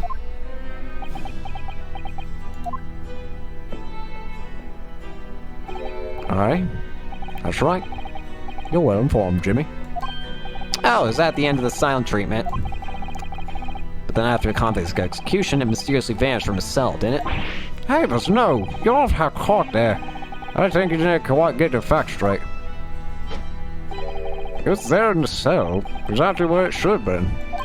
Oh, not what we heard elsewhere. Let me just have a wee look around here. I'm sure I can find it. Aye, there you go. See? The last will and testament of Genshin Asogi, written it with a calligraphy brush. Of course, I cannot read a word of those Japanese squiggles, but mine says he leaves all his worldly possessions to his son back in his homeland. Yes, that's correct. That's the gist of it. So these are the Asogi papers. Aye, of course they are. It was written by Shogi, no doubt about it. There's no mystery here, laddie. That's your lot. After all the stramus of that slayster of an execution, we sent the man's possession back to his clan in Japan. And that was the end of it. I think we ought to make a record of this, Miss Naruto, just in case. I don't think this is his papers. One thing before you go on your way, Mr. Naruto. Oh, yeah? Those papers are now not to do with Gregson's death. I prefer if you didn't make no mention of them outside this office. Or rather, I would just prefer it. Consider it an order from the highest levels of our government. I understand. You're also talking to the wrong guy if you think you're gonna intimidate me. I've gotten the entire government angry at me multiple times now. You can't stop me. Last will and testament of Genshin Asogi. I, Genshin Asogi, hereby request that upon my death, any and all material possessions and wealth belonging to me in London be delivered to my son, Cosmo Asogi, in the Empire of Japan. It is with deep sadness that I accept my fate in this foreign land in the knowledge that I will never see my homeland or family again, but I regret nothing about my chosen path. I don't think these are the real ones, are they? These gotta be forged, or fakes. Gory! So, she's Dr. Scythe's daughter, but her surname is Gory? Right, there's some family history, I'm sure, but I did not care the ends of it. You grew up watching them, I'm working with the bodies of folks who died in strange circumstances. and decided to do the same thing with her own life. I can understand it myself. Perhaps she was driven by a deep respect for her mother. Perhaps. Anyway, he was in charge of corrections autopsy, I believe. Right, and the coroner responsible for this incomplete report. Someone told me once that the wee lassie always loved them stories about cutting up bodies. There was even a rumor that she used to listen to the funeral march as a lullaby. Well, ain't that pleasant? Well, then perhaps her mother might have told her about the autopsy from the case 10 years ago. Aye, I'd say there's a fine chance at least. After all, that was a life-changing case for all of us. We really need to speak to Miss Gore yourself about this, I think. Well, thank you very much. I'm not happy about any part of this. It took years for Londoners to finally forget the whole professor business. Can you not get up on this, laddie? Stop asking pointless questions. I'm sorry. I don't like dredging up these painful memories for everyone. Can you not just stay away now? Leave me alone and do not come back here, eh? I'm doing my job, sir.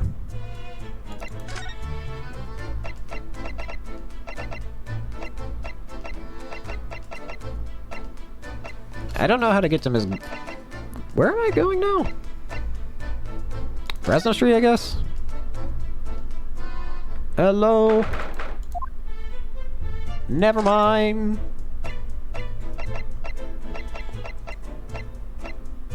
Or Chief Justice Office? Hello?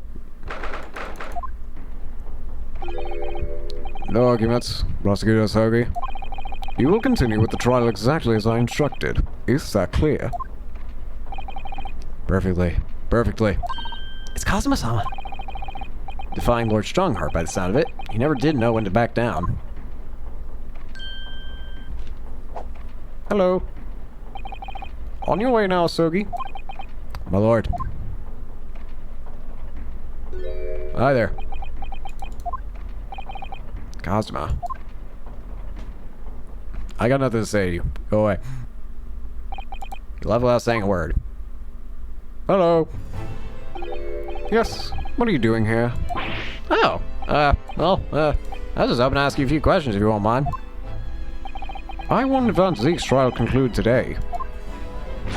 But Prosecutor Sogi's unwelcome inquiries are going to make it take longer than necessary. Unwelcome inquiries? As a result, I'm losing even more precious time. Currently 2 hours, 55 minutes, and 41 seconds. 42, 43... Then we must resolve everything before 3 hours have passed, Mr. Naruto.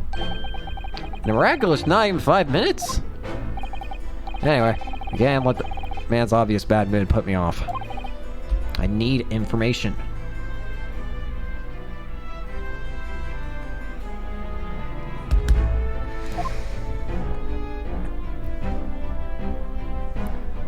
You will tell me truths. Does the prosecutor Sogi believe that Lord Van Zeeks is the Reaper? I wouldn't know. I wouldn't know. It was 10 years ago, in that fateful closed trial, that Lord Van Zeeks made a name for himself among the judiciary. But the next trial he fought, he lost. It meant the ringleader of the criminal organization was acquitted, thanks to all the jurors being under duress. But that's awful. The man's freedom was short-lived. He lasted just 3 days. Yes, let me see. He died in a rock slide at his place of work, I believe. Correct. That was the inauguration of the Reaper of the Bailey. And people believed Lord Van Zeeks was responsible? He was brought to a trial himself, but was shown to have just been an accident. So he must have had a solid alibi then. Nevertheless, mysterious deaths continued. In total, 16 persons perished in unusual circumstances, ostensibly at the hand of the Reaper. That's a long run of coincidences. Well, the Reaper's true identity may well be revealed by this trial.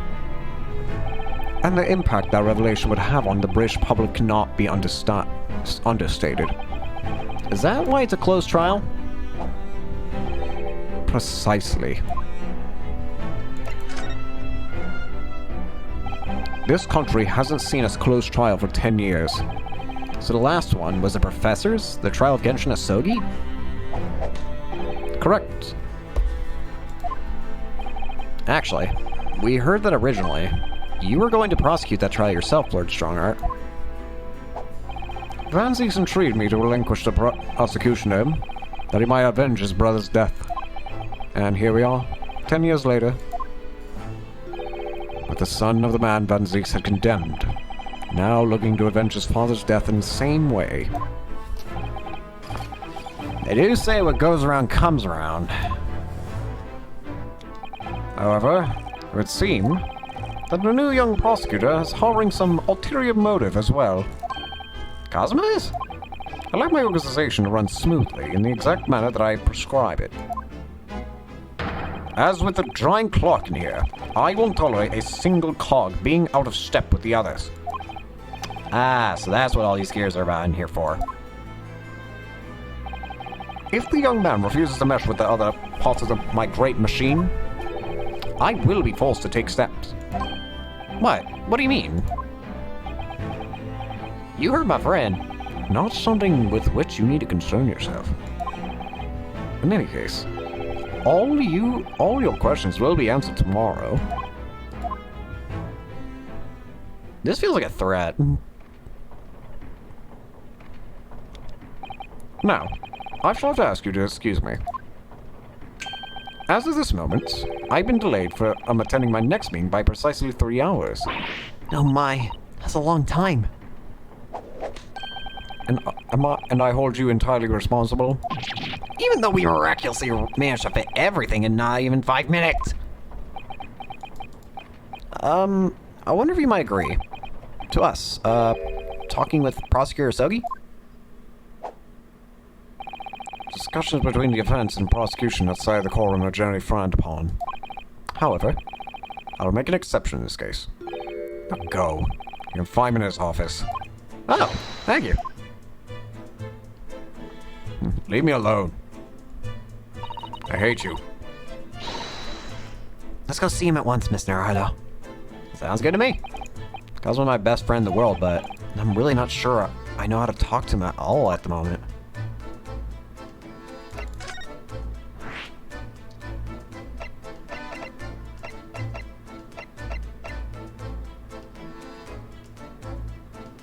For the time being, it has become a workplace for Cosmo.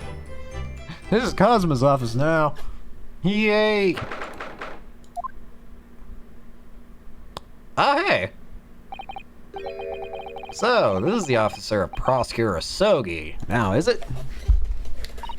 Cosmo-sama is doing so well for himself. Even though he's always forced to kneel on the floor Japanese style in that dark corner. It's his habit to sit Seiza style on whenever he's working. Listen, I'm trying to play chess with myself here. Could you leave? Like, give me 5 minutes. Cosmo. Hi. I thought it wouldn't be long before you paid me a visit, Ryunosuke. I was right about what I said, wasn't I? Sorry? That you have all the makings of a great defense lawyer. Well, I always believed that you'd fulfill your dream of advocating in the British courts. I just never imagined for 1 second that would be as a prosecutor. Seeing you stand in a foreign courtroom, so gallantly realizing your dream, Cosmo-sama. I'm truly happy for you. And I'm truly thankful to you, Judicial Assistant Mikotoba. Ryunosuke. I always thought it would be fun for you and I to shake up the British legal system a little together. This isn't quite how I envisage it, but I suppose it's just another twist of fate. I've learned a lot of things during my time here in London. About how Sunfire was himself a visiting student here once, along with Judge Shigoku. And about what happened with your father. And you'll have no difficulty understanding why I had no choice, why I had to find a way to get to Britain as a visiting student myself. want to hear it from you, Kazuma. As you wish. Minosuke Naruhodo. I imagine you probably have different dialogue for everything here. What do you think of his bottles? Lord Van Zeke's fine collection of hollowed chalices and bottles, all neatly lined up. Yeah, he's extremely particular about all that. He has a strict regime for everything, from storage of the cask to the bottling of the contents. Gosh, he must be having a really rough time of it being his apprentice. Actually, no. Oh? He's so particular about it all, he refuses to let anybody else touch any of it. That sounds like him. So it's been quite easy for me, in fact. Talking about weird. Jess, there's Lord Van Zeke's incredibly stylish desk. It's not my style, though. No, I noticed you've been working at a little table on the floor, kneeling down Seiza style. I thought it was some kind of punishment set by Lord Van Zeke's when I first saw it. I find it the most comfortable way to work. Same, honestly. I can't do it. After a couple minutes of sitting with my legs folded under me, they start to go tingly. Don't exaggerate, Rinosuke. We both know you can't even match a minute. Come on, bro.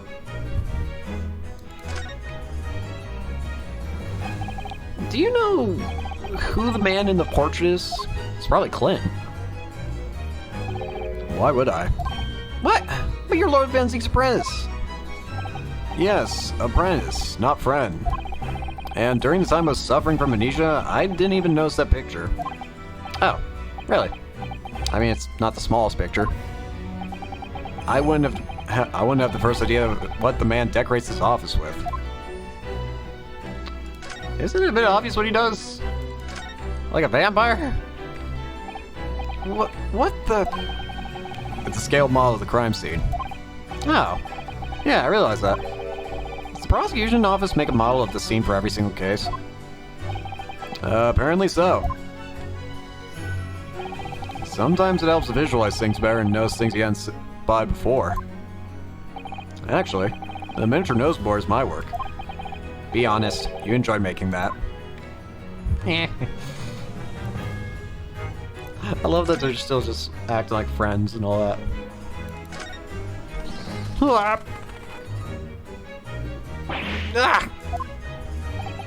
You disturbed the bats, did you? Fitting companions of Lord Van Zeke's, wouldn't you say? Actually, I've seen things flying in Lord Strongard's office too. Doves, I think. Perhaps you have to like birds to attain a rank in the judiciary here. Although bats aren't birds, of course. Wings? How about a sparrow for you? What's that supposed to mean? Oh, nothing. Sorry, just thinking out loud. Casks floor to ceiling, just like the last time we were here. Hallowed barrels, I suppose. They're arranged according to vintage, flavor, and region. Every week, they're all taken out and put back in order. What? Every week? Lord Van Zeke's can't seem to settle on the perfect way to arrange them, you see. Vintage, flavor, and region don't neatly coincide. That's the trouble. Gosh, being his apprentice must be a real challenge. Actually, no. Oh? He considers the task too important to entrust to anybody else, so he does it entirely on his own. So he's a barrel of laughs here and in court then.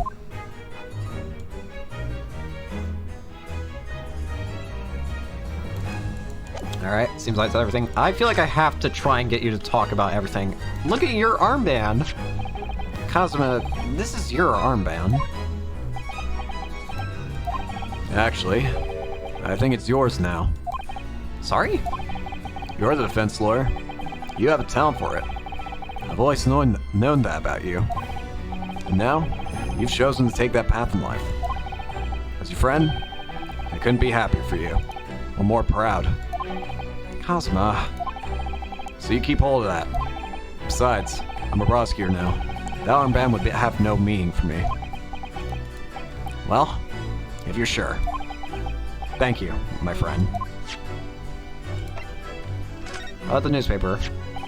I was shocked when I found out they were related to the case. The Red-Headed League, I mean.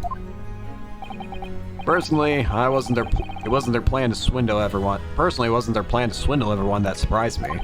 It was the fact that so many red-headed people gathered from all over London that day. A certain great detective being among them. I expect those two are in the cell, so to speak, wishing they never dreamt of their little plan. Or maybe they're busy plotting their next one. What do you make of this? Okay, thankfully his thing is not too long.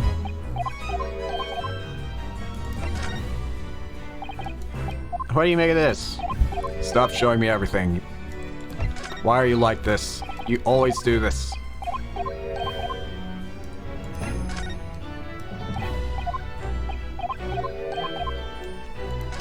Cosmo, wear the wig.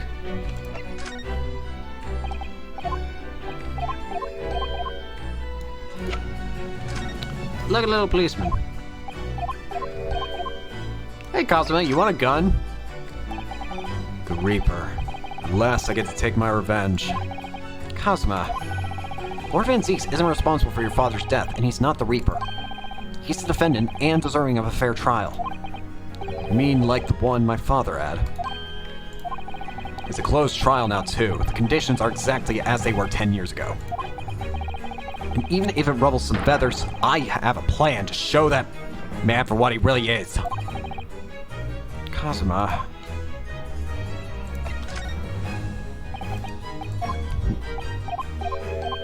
I'm surprised you reacted that way to the gun of all things.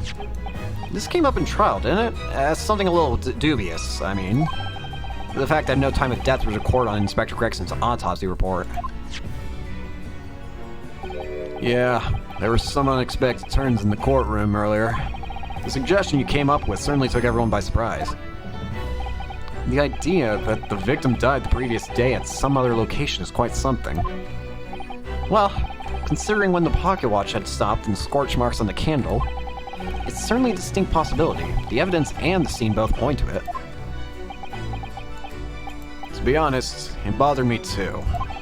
So I paid a visit to the autopsy room earlier. The coroner responsible wasn't there, but I got a name. It's Dr. Gory. If it wouldn't trouble you, Kazuma-sama, we'd very much like to speak with the coroner too. Of course. The last thing I want is for anything to be brushed under the carpet. Scotland Yard's autopsy laboratories, but behind Lowgate Cemetery. Oh, it's like Barclay Prison, you mean? You know it, do you? The prison where my father was incarcerated and robbed of his life.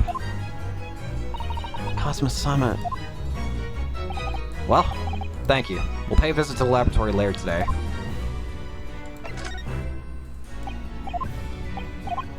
Stop showing me everything for the love of God, Ryunosuke.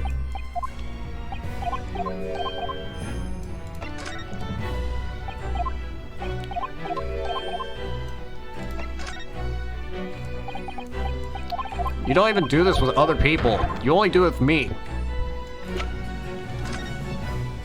What I gotta do with you, my friend? Oh, the inspector's ID. Look at us. You're not in. Maybe I'm actually surprised there's no dialogue relating to that. Alright. Your disappearance. It's getting on for a year now, since what happened on the SS Buria. We're heading across the oceans from Japan to Great Britain, when a bizarre series of coincidences led to those tragic events. I thought I'd lost my best friend forever. I must have been unconscious for a long time. When I woke, I was lying on a bed. It was a narrow little room. There was a posy of flowers by my pillow. It took me a little while to realize that I was in the cabin of a ship. I slipped out of the room and headed up onto the deck. Were you already suffering from amnesia at that point? Yeah. I didn't know what had happened, or where it was. There was just this voice in my head. You have something you have to do. It's something no one else can know about. Go to Great Britain. your task awaits you there.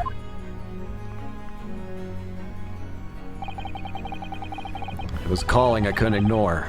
It compelled me relentlessly. Out on the deck, I saw that I was on a huge steamship and we docked in a large port. It must have been Hong Kong.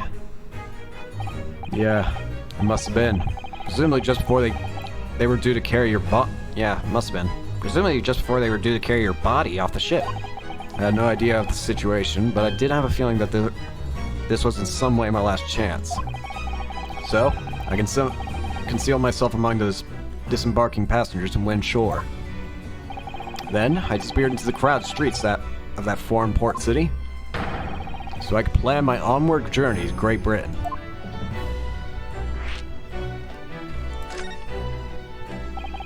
Just under a year ago, with all my past memories lost to me, I was left behind in Hong Kong. Everything was foreign to me. The sights, the sounds, the smells. My head reeled. I was truly at a loss. I realize now that I'd escaped as a dead man, with nothing but the clothes on my back. No money, of course. Oh, how terrifying for you. Luckily, though, I had 2 feathers in my cap. One being your knowledge of English, I suppose. That's right. And on the back of that, I was able to pick up some work as a deckhand on the cargo ship. Eventually, after calling at Calum Sports, I finally arrived at Dover. It must have been some 3 months ago now. Your formidable tenacity of purpose showing itself again. I mean, the man had lost his memory and had literally nothing to his name. But he still managed to make his way to London on the opposite side of the world. Of course, I had no idea why I'd moved heaven and earth to get here at that point. So, how did you end up becoming Lord Van Ziek's apprentice then? That can only be called as an extraordinary stroke of luck, really.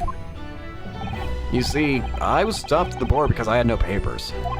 They took me straight to Scotland Yard. And by sheer coincidence, Lord Strongheart was there to attend a meeting. That's when the second feather in my cap came to play. Would that have been your knowledge of the law? Yes, exactly. Lord Strongheart was curious about an Easterner with an intimate knowledge of British law. He took me back with him to the Supreme Court and assigned me to the prosecutor's office. And then, 9 days ago, you finally got your memory back after the trial involving Drebber. Yeah, I did. Ever since I first met you at Yume, you talked about your dream. Mark my words, Rinosuke. I'll be chosen as a visiting student and make my way to Great Britain someday. Did you know the entire time about what happened to your father here? 16 years ago. When my father left on that exciting trip to Great Britain, I was just a boy. We took a photograph together the day before his departure. It's my last memory of him. What I remember most about my father is his unswerving sense of justice.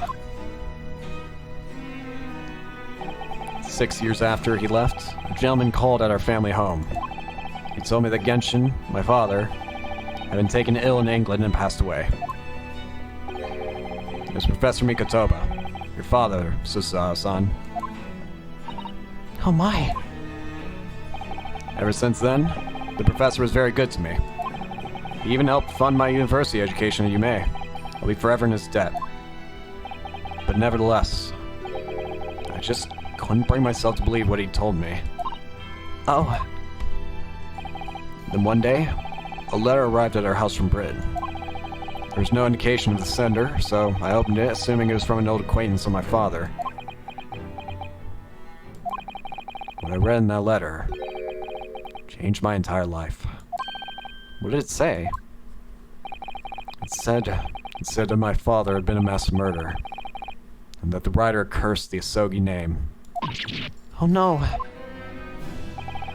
It was all that letter. I found out what had happened, what had been hidden from me all those years. I wonder. Presumably, the letter was sent from a relative of one of the victims. If whoever it was had been a member of the judiciary, he could have been present at the closed trial. The letter revealed that my father had been sentenced to death, executed for being a killer. I'm so sorry you had to find that out that way. I imagine the British government did its very best to silence whoever sent that letter. But someone who knew the truth and couldn't bear the resentment was always going to be a problem. But still, it could have just been written by anyone. Why would you believe such a thing? There was a newspaper cutting included with the letter. It was the first I'd ever heard of the professor and his terrible killing spree. Well, what did my father have to say about the letter? I couldn't bring myself to show it to him. What? Why not? Because he deliberately concealed the truth from me by telling me that my father was taken by a fatal illness. That couldn't have been easy for him, and he'd done it out of consideration for my feelings. So instead, I showed the letter to Judge Jigoku. Oh. To the other visiting student. He faltered for the briefest of moments, but then he just laughed the letter off. In that moment, I saw it on his face. He was undeniably shocked, shaken momentarily before recovering his poise. A year later, my bereaved mother succumbed to the strain of grief, and she too passed away. That's when I made up my mind that one day, without fail, I would cross the seas to Britain and seek the truth for myself. The truth about my father, Genshin Asogi. And I wouldn't let anyone stand in my way. Kazuma-sama. So, what about the Reaper then? What we learned today in court turned things completely on their head. It was an impressive piece of lawyering, Rinosuke Naruhodo. Lord Van Zeeks isn't the Reaper, you know. I almost don't want to believe it myself, but it turns out that the Inspector Gregson himself, the victim, was... It's clear that the Inspector was behind the Reaper's activity all along. But... You mean you knew? Huh. The real question is, who's been given the orders to the Inspector? Yes, Baron Van Zeeks is the real Reaper. And I know that 10 years ago, it was him who decided my father must be a mass murderer and sent him to his grave. No, he's merely seeing that justice was done as the law dictates. He's not to blame. Ultimately, it's people who condemn people. The law is just a tool that they can use to do it. And when a man condemns another, he must take responsibility for his actions. Of course he must. But I know for certain that my father would never have taken another man's life. Kazuma. On the contrary, my father's life was taken by the Reaper.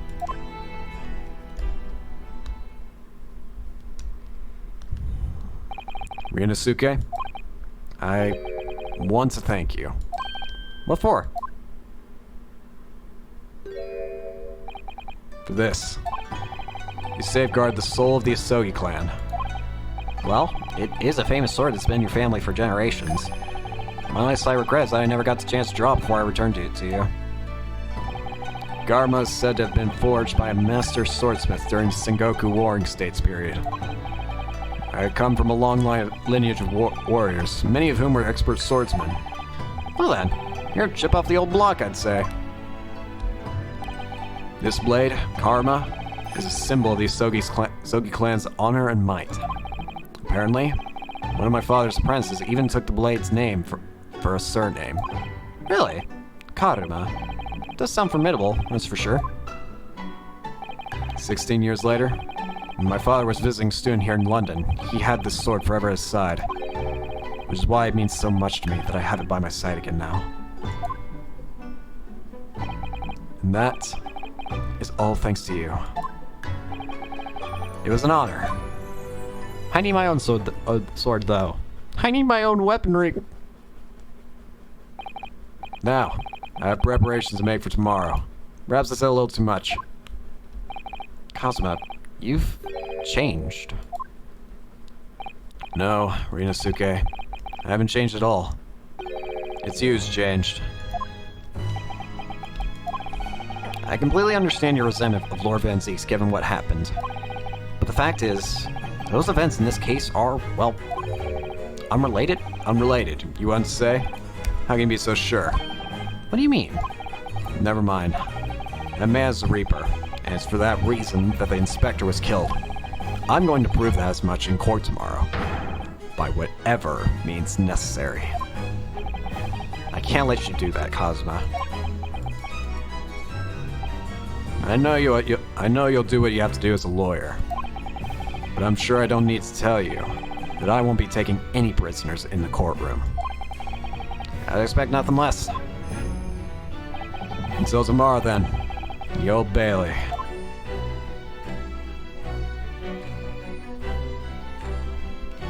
Well, in that case, I think I'm going to go ahead and end it for today, because it's been a while now. I hope you enjoyed. Thank you all for watching, and I hope to see people later. Did I save? No, I did. Alright. See ya.